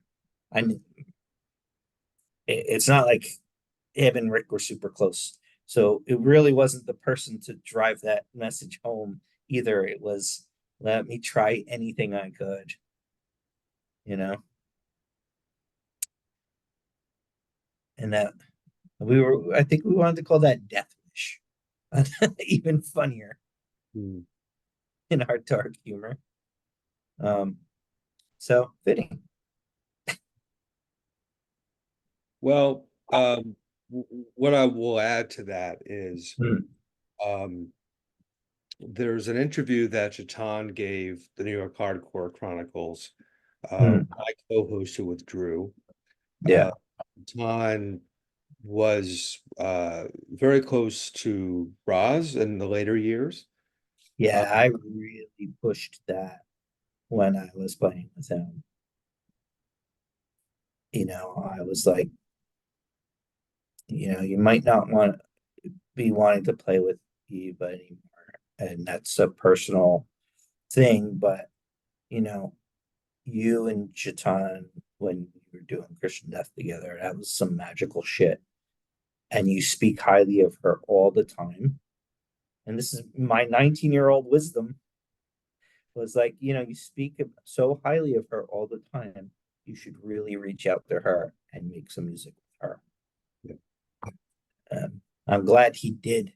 He, Yeah, he, felt- he a lot of our conversations became he did a lot of these things and went into these areas, and I can go trace back to these conversations we had. So I'm glad he followed up on things, and I know, you know, whatever happened, it was a saving of face, and I've heard from more than a few people from that time period and up until his death, that he, he spoke of me fondly. So it just, I don't think he had it in him to. I think after that CD, there was no coming back. right. No matter how you feel about somebody, he was that type of person. You're dead to me. So anyway, go Yeah. on about the Chiton. Didn't mean to cut you off. Oh no, I mean, Yeah. she discussed the later period, and Mm, it's clear from that conversation that, there were, herself included, certainly, there were some people around who were trying to help, you yeah. know. Um, and what I'll do, Dan, if you're cool with it, in the video description, I'll also link that interview, because Yeah, I absolutely. having Jatan's perspective is very important, Hmm. gonna Yeah. go, talk about this time, because it's, there's some gaps that, she would fill with her history, and she does in that interview. Hmm. Because I know, certainly the Christian Death fandom, very much like the Misfits fandom or fiendom, Hmm. Yeah. they go into the nooks and crannies. So Yes. I think it's only proper to add her perspective as well to some of this discussion. I Uh, would love that. yeah, yeah, definitely. So, rest in peace, Rozz Williams. I think, there's not much else we can say to tie it up, beyond that. Yeah. Just, Yeah. it's, I certainly, the world would have been better had he stayed. Um, Yeah, I firmly believe we would have buried the hatchet and made some amazing music later. yeah, It is what it is. I would have made sure, as I was trying to, but definitely. yeah, he had a lot more to give. But he was he was in rough shape by the end, but he knew what his plan was also by then. Yeah, So yeah, yeah. Um, Moving a bit further ahead from the Shadow Project era, but not terribly long after that. mhm. That's how you and I first met. Yeah. And I was at that time 17, living Mhm. in Sussex County, New Jersey, Yeah. and there were these brothers who lived up the road, Mhm. um, who were getting the band back together after a long time. Oh, And the Blues Brothers. yes, the Blues Brothers getting the band back together. Okay. And that band, of course, is the Misfits, Okay. Jerry Yeah. and Doyle. Yeah. So 17, I um, became their fill-in drummer at rehearsals for a couple months, and was going up there and doing that. And there was one day, I mean, talk about meeting colorful people at one time. I was Yeah. up there one day, although I had jammed with Jerry and Doyle previous to this time. Hmm. This was like the day everybody was showing up. Yeah. So it was Jerry Doyle, Kenny, their brother, who was managing, Chud was behind the board, Mhm. Sal B, all the usual characters were there. This is well Yeah. before, I think Jonathan Grimm may have been around. It was well before Yeah. Graves, the Yeah. picture. Yeah. Um, and I'm playing Astro Zombies or whatever it was, and you're like staring right at me with this like a smile on your face. I'm like, who's this guy? And that's how we met. And Yeah. then, as the years have gone on, you and I have played together in Electric Frankenstein, Kung Fu Killers. So we've been friends for almost 30 years. Yeah. But because we met at the Misfits rehearsal spot all those years Mhm. ago, I've got to Yeah. ask you, how'd you end up in that room on that day? Because obviously you have a long history with those guys as Yeah. well. So I go back to want to say 86, 87. So Mike Hideous comes in one day and is like, I found Jerry and Doyle. You know, it was like the record, the scratched, the needle scratched across the record. Like, what, you found Jerry? And what are you talking about? And so I ended up doing an interview with them for a fanzine that I was trying to do when I was in high school. And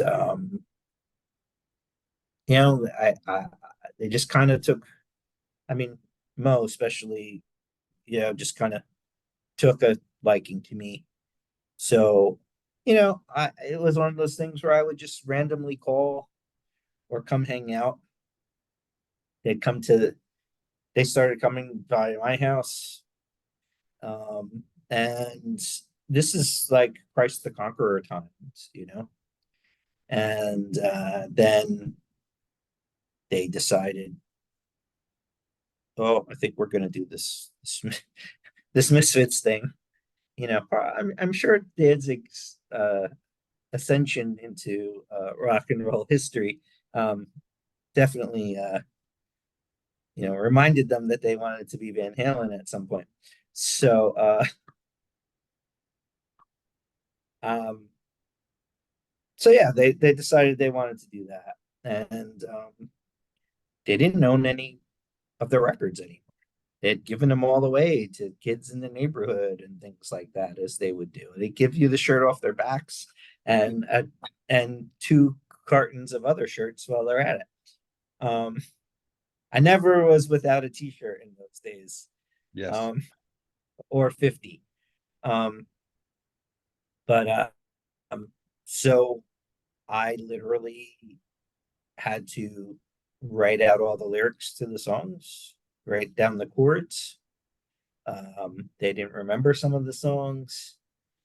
Uh, it was a little bit rough at the very beginning. But you got to figure, I'm like, at that point, I'm still in high school, you know, and I'm like trying to like teach them how to play, whatever, like Earth AD or something,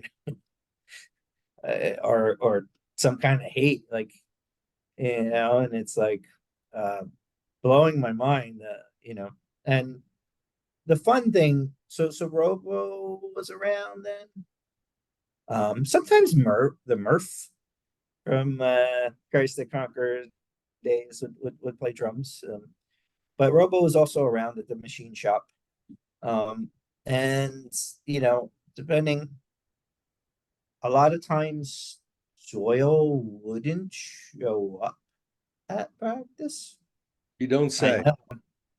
The nice part would be sometimes for me at that age, I would show up to, just work on stuff or just watch them rehearse or whatever.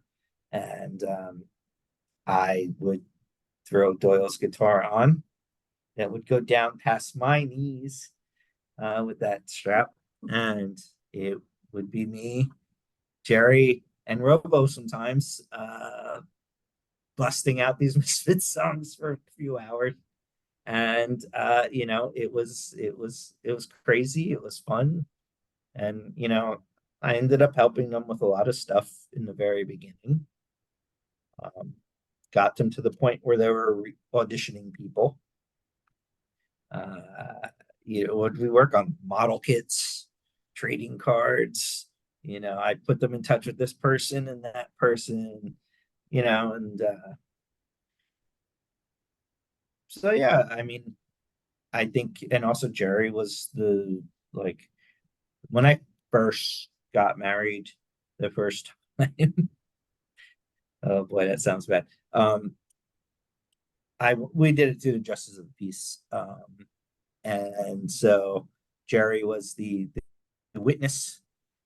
He signed as the witness, and the mayor of Lincoln Park, New Jersey, married us, and he brought his kids and wife. He wanted his kids to see how him and his wife originally got married to the first.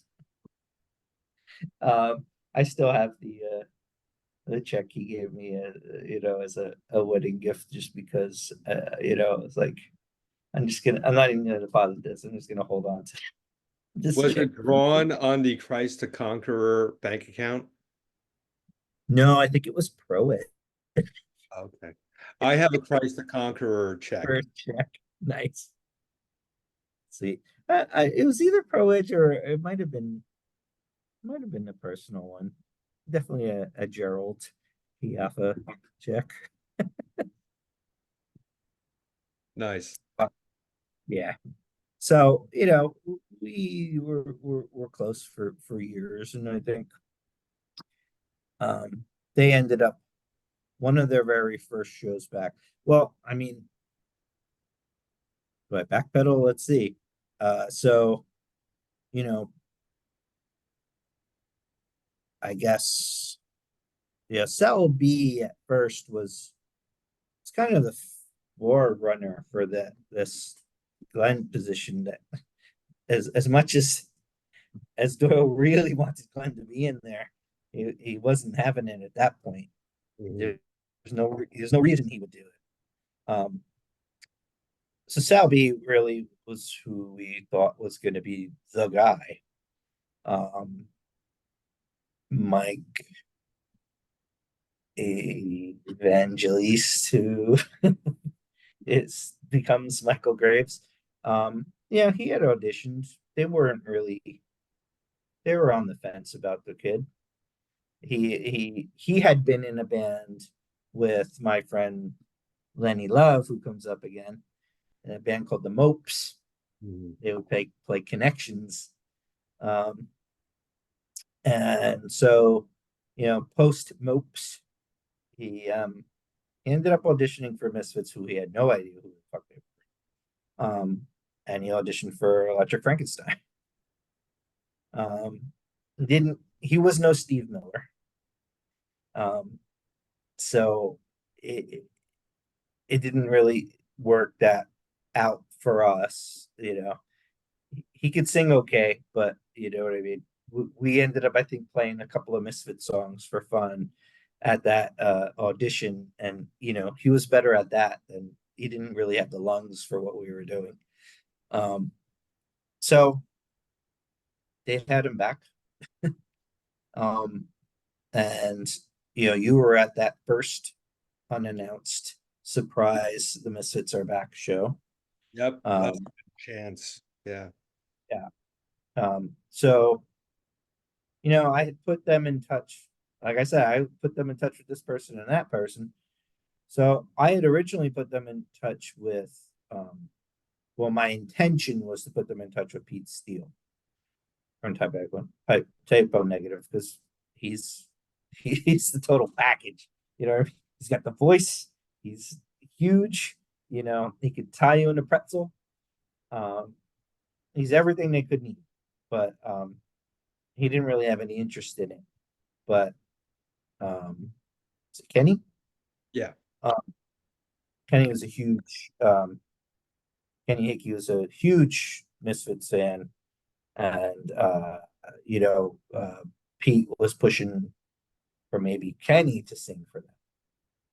Um, so I think that's how that show with Typo came about.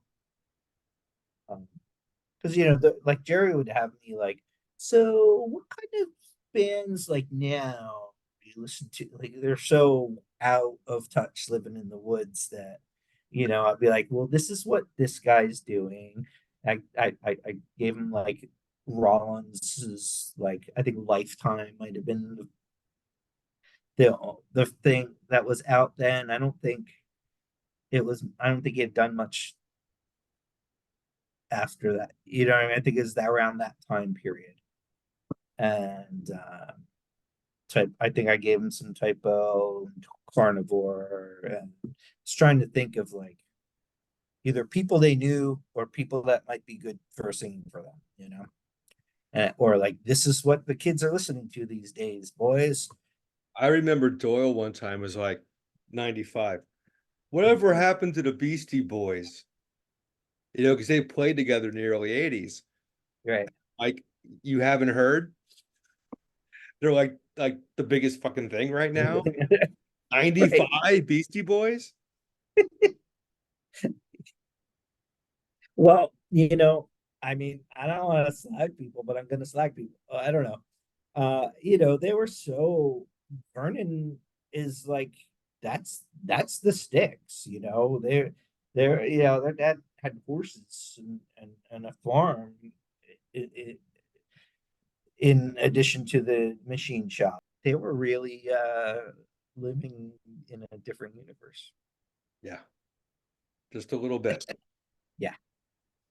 So, you know, after the next day they played unannounced show that everybody heard about ahead of time. Coney Island High. Mhm. Supposed to be Electric Frankenstein and Murphy's Law with I forgot who went on for us though. I don't remember the full lineup, but Sardonica unfortunately got cleanup.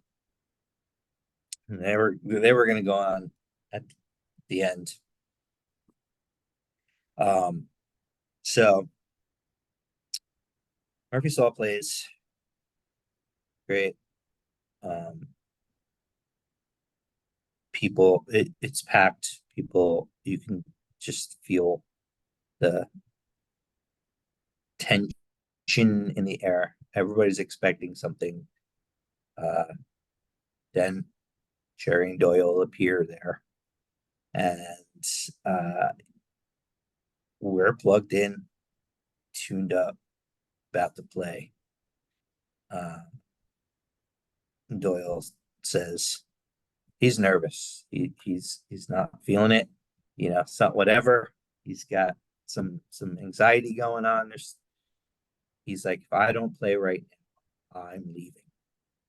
Um, so the next thing we know, you know, Sherry's pushing us out of the way and plugging into our amps, and uh,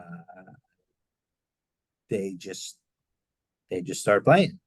You know, um, it was fine. You know, it was really okay, but it was just like it just happened, like you know, like this, and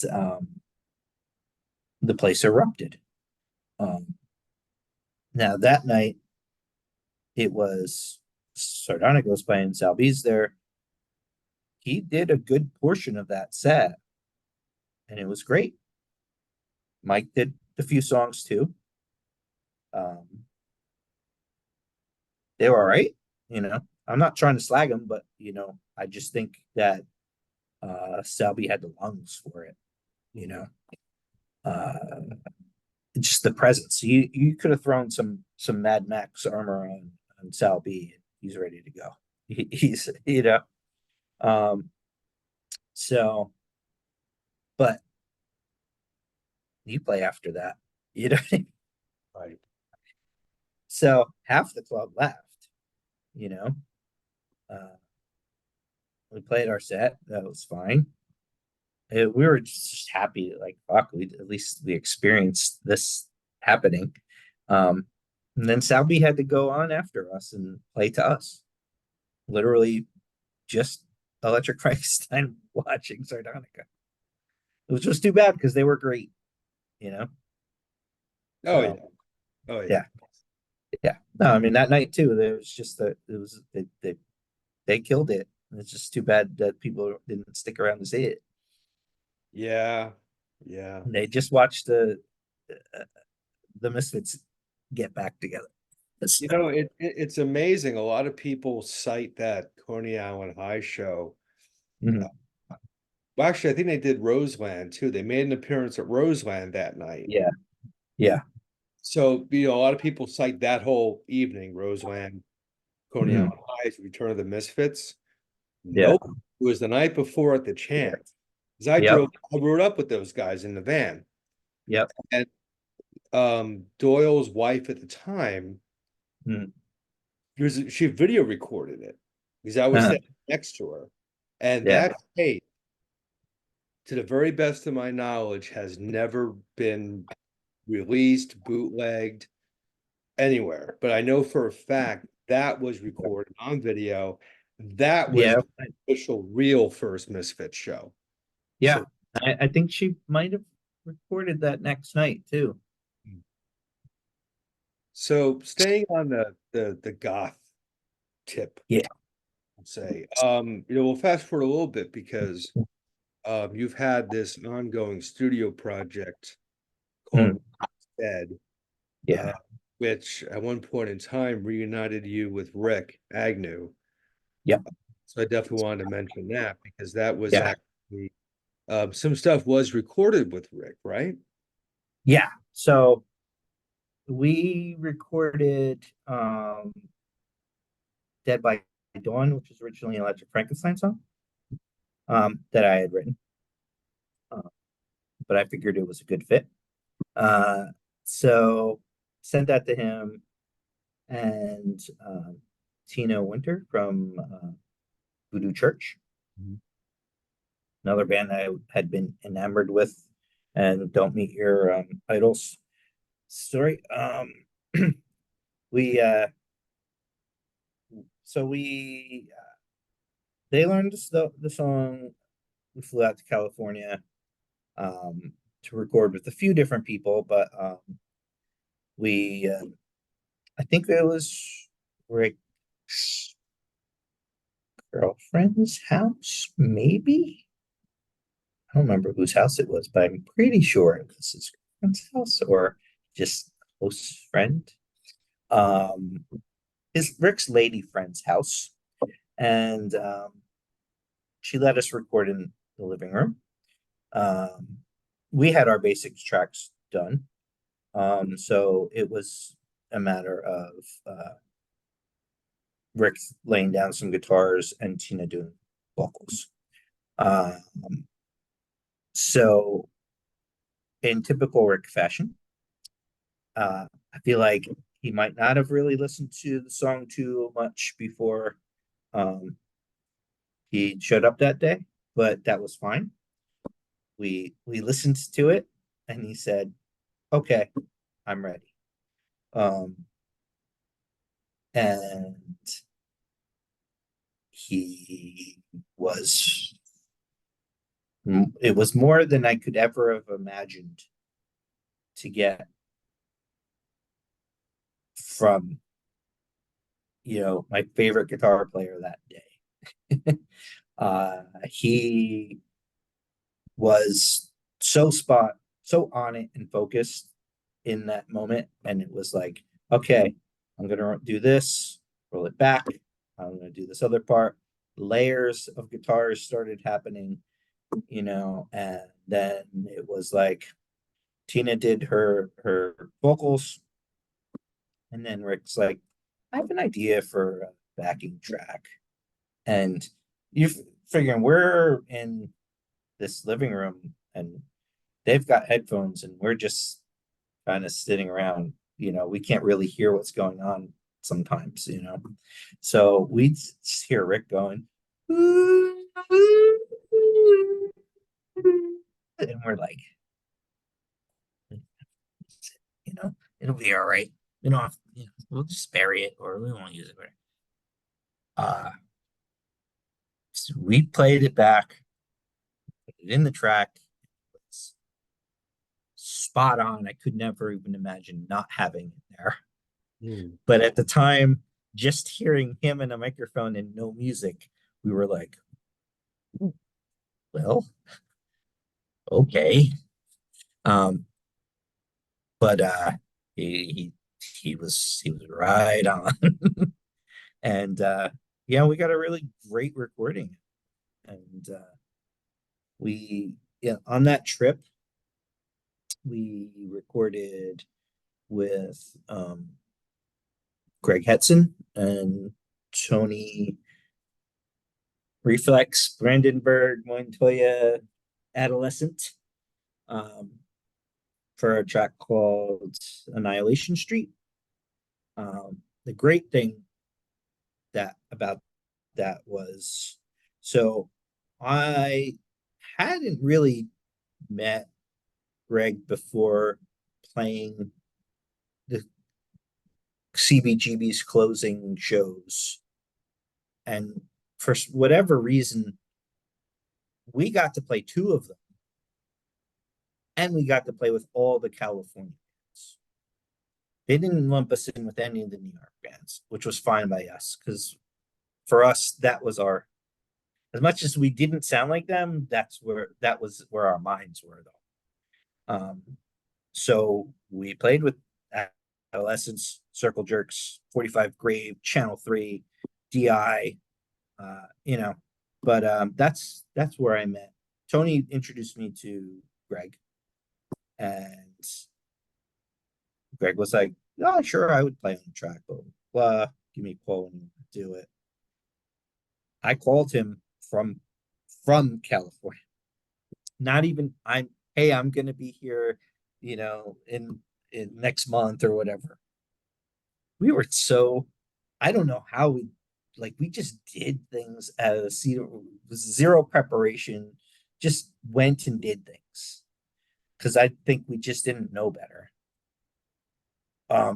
So I call Greg and like, "Hey, I'm in LA. You still want to do that track?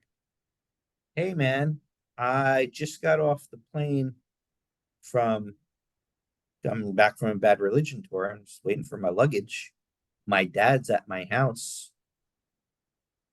Head over there. He'll let you in, and I'll lay down some guitars when I get there." So we drove to Encino. His dad, who's awesome, let us in the house. And this was me, Lenny Love,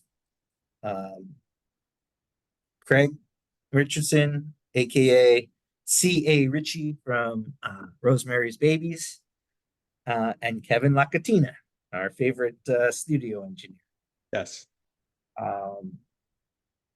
We went to Greg Hetson's house, and he had a little studio. And he came in, he listened to a couple of tracks,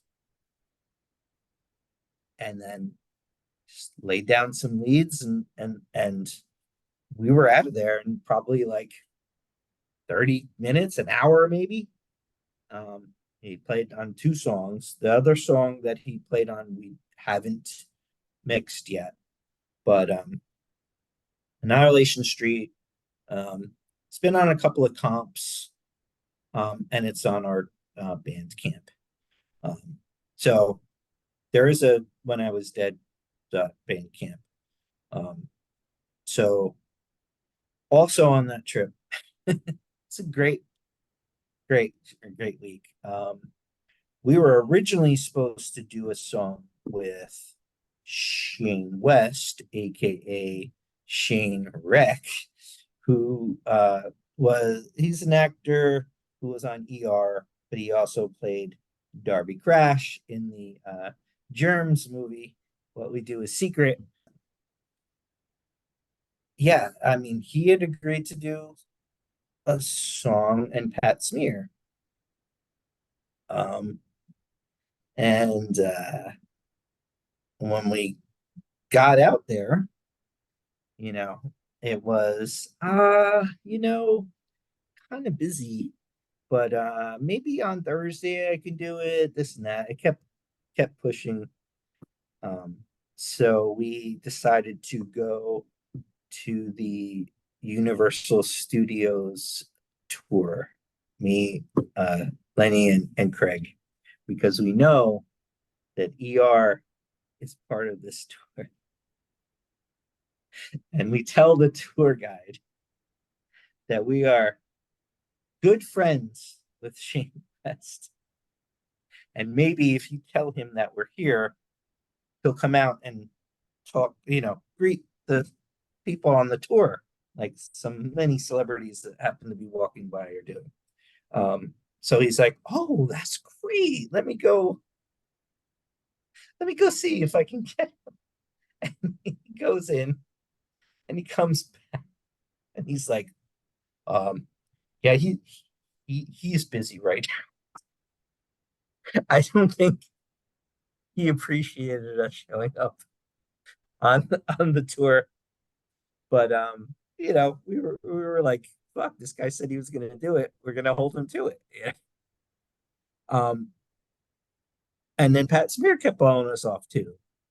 And whatever, he's a Foo Fighter. He can do whatever he wants now.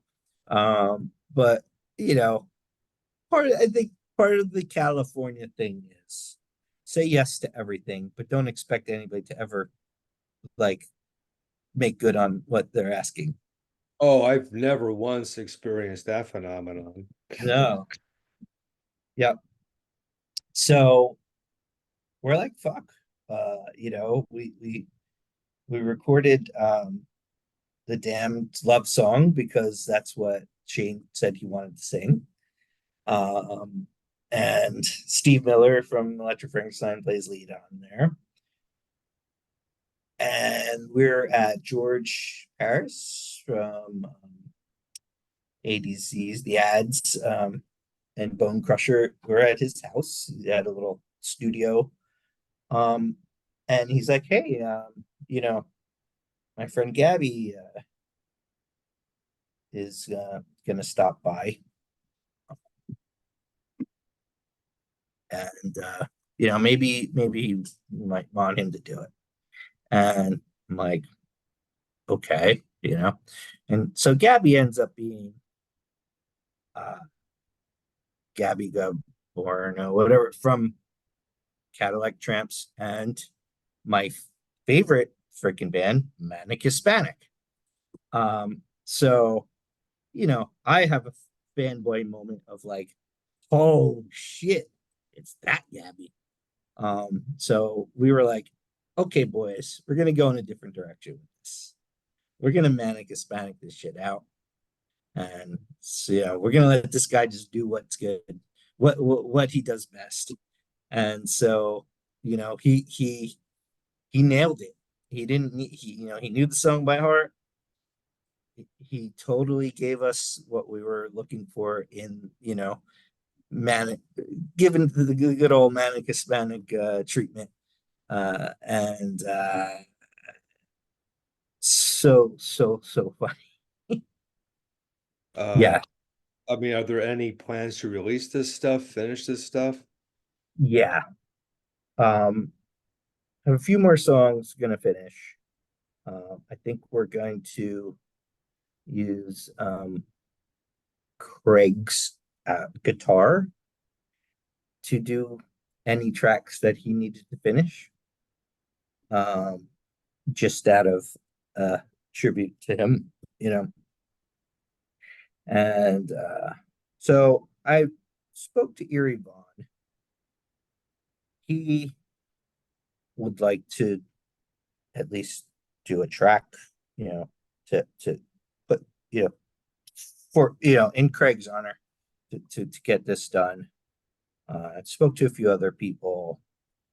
Um, if I mean, I don't care. I'm gonna put it out there. If it happens, it happens. If it doesn't, it doesn't. At this point, it's not. It's just been years of talking to back and forth of people, but I think maybe Jack Grisham's gonna do one of the vocals on one of the tracks if we ever get around to it.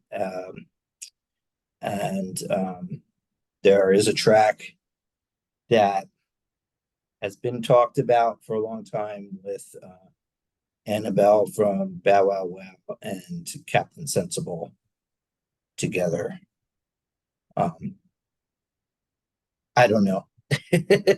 COVID really, really fucked a lot of it up. But Yeah. I mean, this has been going on for a long time, this stuff, but that really, really messed with things. Oh, yeah. So, I got to get back into it. I really want to get it done. Um, I uh, would love to get uh, Pete Marshall and Yuri on the same track. Neither of them are opposed to this.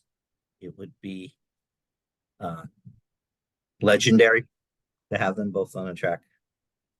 Um, so I need to make that happen sooner than later because people are dropping like flies. Um, the older we get, the more they get. So we ain't no spring chickens. No, man. I Yeah. mean, if not for the pandemic, I was going to be recording with Albini. Yep. Yeah, there I was. don't know how many times. Yeah, it sucks. I mean, like this When I Was Dead record was supposed to have Steve Soto on it. Mm. And when we recorded the stuff with Tony and Greg, you know, Steve was like, "Hey, I was around. Why didn't you have me record at that time?" I was a little hurt, and I was like, "Well, we were trying to fit stuff in. I know you're gonna do it. We'll just do it the next time and the next time. And it became one of those things, and ultimately a huge regret because then Steve passed suddenly, and we just talked about it. I was with him 2 days before that, and don't procrastinate like I do because that's what happens. Well, life But happens too. I mean, well, you yeah, have I other mean, things beyond. I had to get married, divorced, married, divorced, have kids. It's a whole thing. Having this rock and roll lifestyle. Yeah, It's not no. easy. Well, you mentioned Kevin Lacatina. I Yes. recorded the Albini pre-production demo for drums with him in Mm, to send to the other people in the band. I yeah. don't know if I should name who was going to be in it or not, but it was going to be a thing, you know. Yeah. Definitely people with names people recognize were going to be in this group, and we were going to It, record a track with Albini. So I mm, recorded drums with with Kevin, spring of 2019. Then other things happened. There was a pig face thing, towards the end of the year. Everybody got busy with that. May have been mm, some of the same people. yeah. So, things happen. We're like, okay, well, when 2020 rolls around, Yeah. we'll we'll do it, you know? Mhm. It's like, And I'm oh, like, let me just sell my house first, and then we'll go to Chicago. I'll have money, you yeah. know, I'll have that Albini budget money ready to go. Right. Sell my fucking house. A week later, lockdown happens, right? And then Hmm. it changes. And then Yeah. 2 weeks ago, I'm thinking, I still have the drums that Kevin recorded. Let me get Oh, this out that's there. good. Let me get let me get this out to the other people who are going to do this thing. Mm, And fuck it, we'll book it next year. yeah. I'll need books Yeah. like 6 months in advance. Yeah. I'll do it now. We'll book it this Yeah. summer, early next year. Yeah. Fucking a week later, Steve passes. So, you It's know, your fault. thank you, fucker. If you hadn't done that, you hadn't thought maybe I should do this. Yeah, that's a nice thing to say. No, but that's how So it is, man. yeah, It's just I do.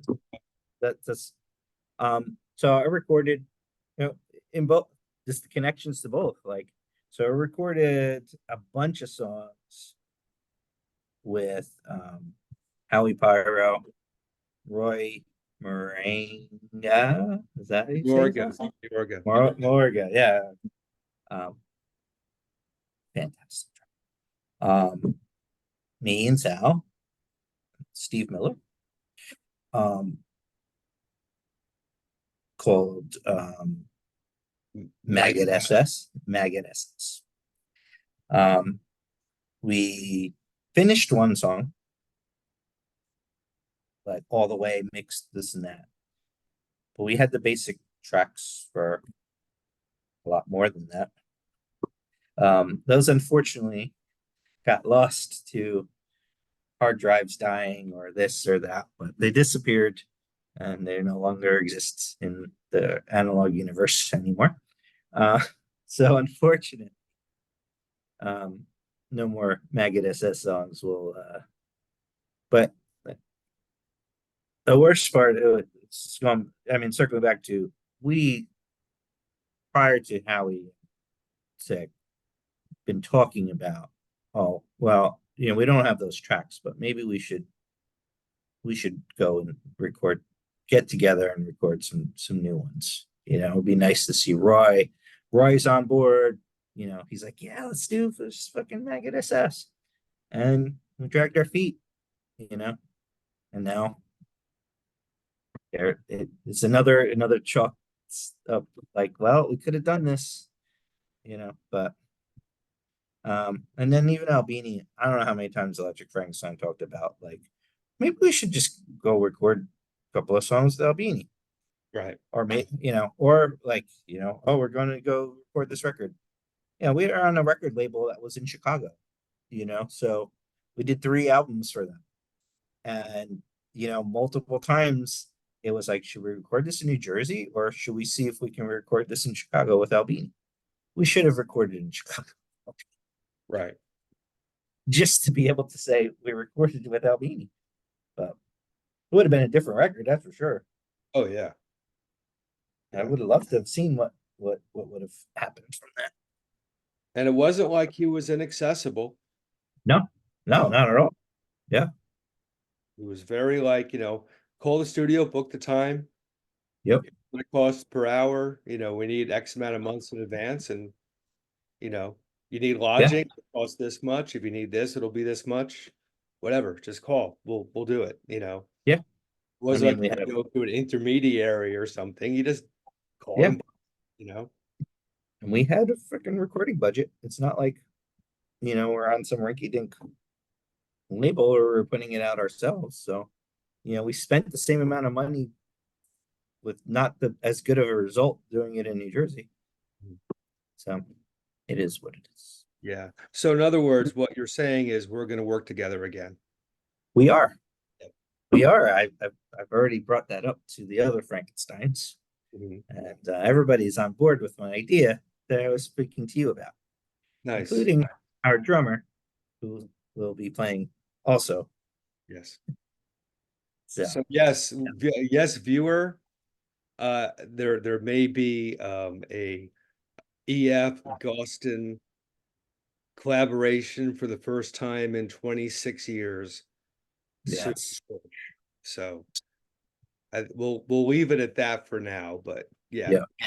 Let's not wait, let's get that going. Oh yeah. Song already has a title. Oh, so there's more. We'll talk offline about that, but there will be we started this song, and maybe a year or so ago, just wasn't going where he wanted it to at the time. It's like, oh, we want to do something like this, but we're just dipping our toe in. It's like not fully committing to it, to what the intent on what we want the song to be like, and it just wasn't working. So then we scrapped it for a little while, but now it's like, you know what? Fuck this shit. Mhm. We want to do a song like this. Let's really do it. Let's not worry about, oh, does it fit in with this or that or whatever. Fuck this shit. We want to do this. Let's fully commit to doing it that way. So that's why there'll be 2 drummers on this song. I'm down. And how crazy is it that it's been 26 years since we recorded music together? This 26 years too long. Yeah, man. I'm down. Well, hey, we are also talking about doing a new Kung Fu Killers record. So A new what? Kung Fu Killers album. All right. Could happen. We have the engineer. Yeah. I mean, everybody's It's just a matter of me and Sal coming up, but everybody else is pretty much right there. Yeah, I'll be, it's too soon, but I'll be seeing them in a couple weeks actually. So Get them ready. yeah, yeah, yeah. We'll get this going for sure, man. And we will do this. We will do this. This isn't going to be Oh yeah. like, Oh yeah, yeah. we're doing a thing and it never happens. No, it's not gonna. This is on our next record. Like, it's fully. There's no. There's no. It's not gonna be one of those things. So Nice. Well, yeah. as we wrap up, let me mention, because we haven't Mhm. talked a lot about Electric Frankenstein. Yep. There's a new Electric Frankenstein record called Mhm. Shipwreck. A new Electric Get Frankenstein wrecked. called Shipwrecked, Uh-huh. Annie's Grave Revisited. Mhm. Uh, I will put the link to the official Electric Frankenstein website in the video description as well. There is new music. EF has a new lineup. They're based in North Mhm. Carolina now. Yeah. Definitely check that out. There's always shows. There's always stuff in the works with EF.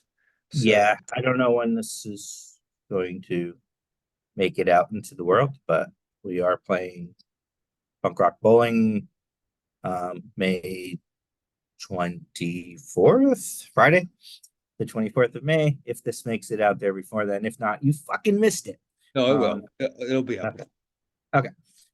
So we'll be there if you're there, people of the listening this.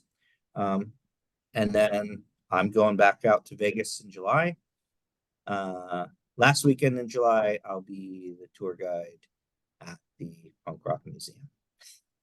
Yeah, So you have to listen to me.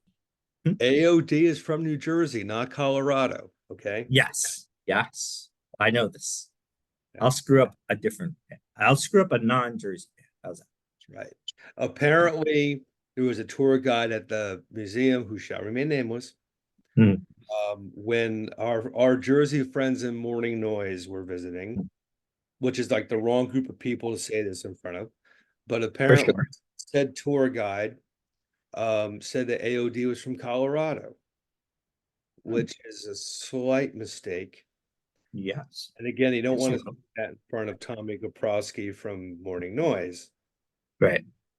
So word traveled quickly that Hmm. that mistake has been made. Yeah. But better than to say that. Being that our first, guitar player, lead guitar player for many, many years is the original uh, lead guitar player in AOD, Jim Foster. Yes, I who cannot. Jim Foster, who I can announce will be a guest on this podcast very soon. I can't wait to watch that. Yep, That'll be fun. that is happening. Uh, Good dude. You need Steve Miller. I have been in Working your way up. discussions with Mr. Miller as well. I cannot wait for that one too. I'm getting you all on here eventually. Come on now. But nice.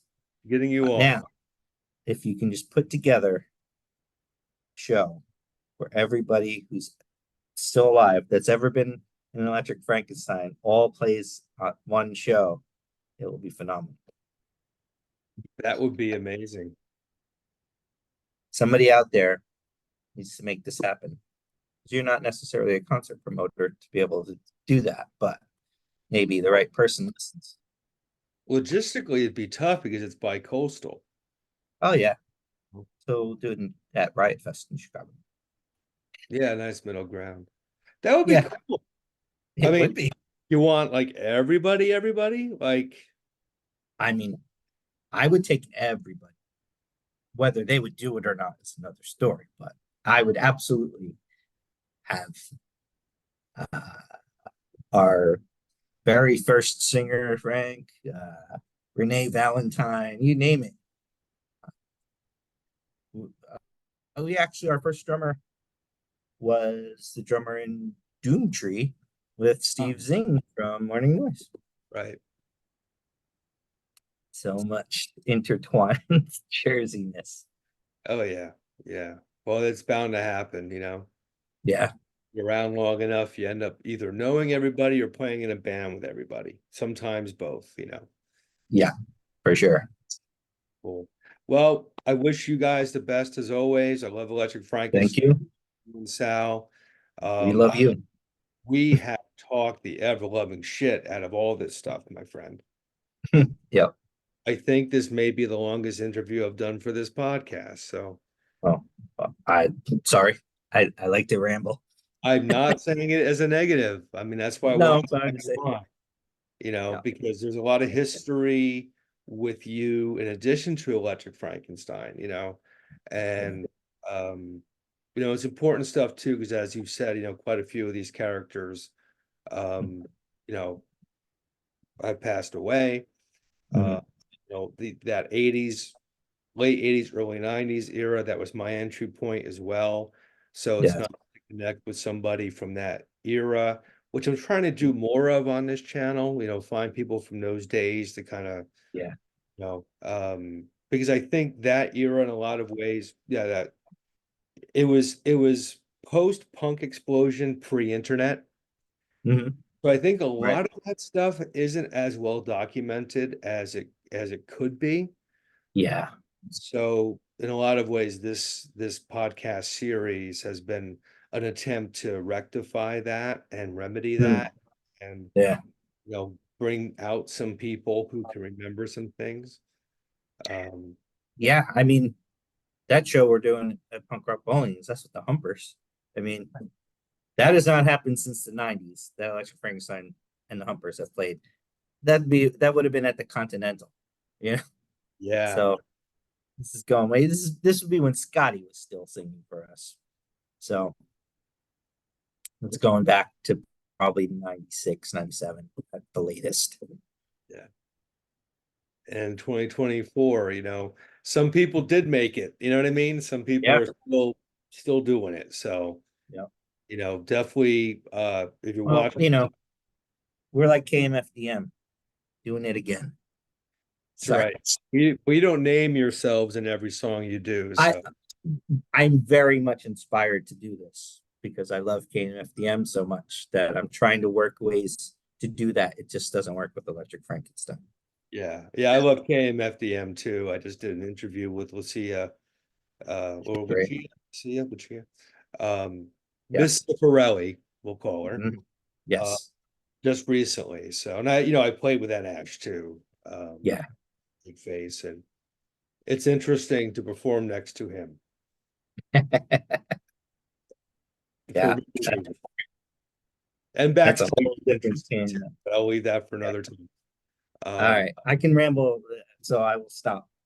no worries, Then man. try to wrap it up. Ken, thank you so much for coming on, man. No problem. Anytime. Great. Next time I Great. see you, we'll probably be in the fucking recording studio. Heck yeah. Let's do it. Yep. Looking forward to it. Me too, my friend. Until All then, right. take care. You too. Be good. You too. Bye.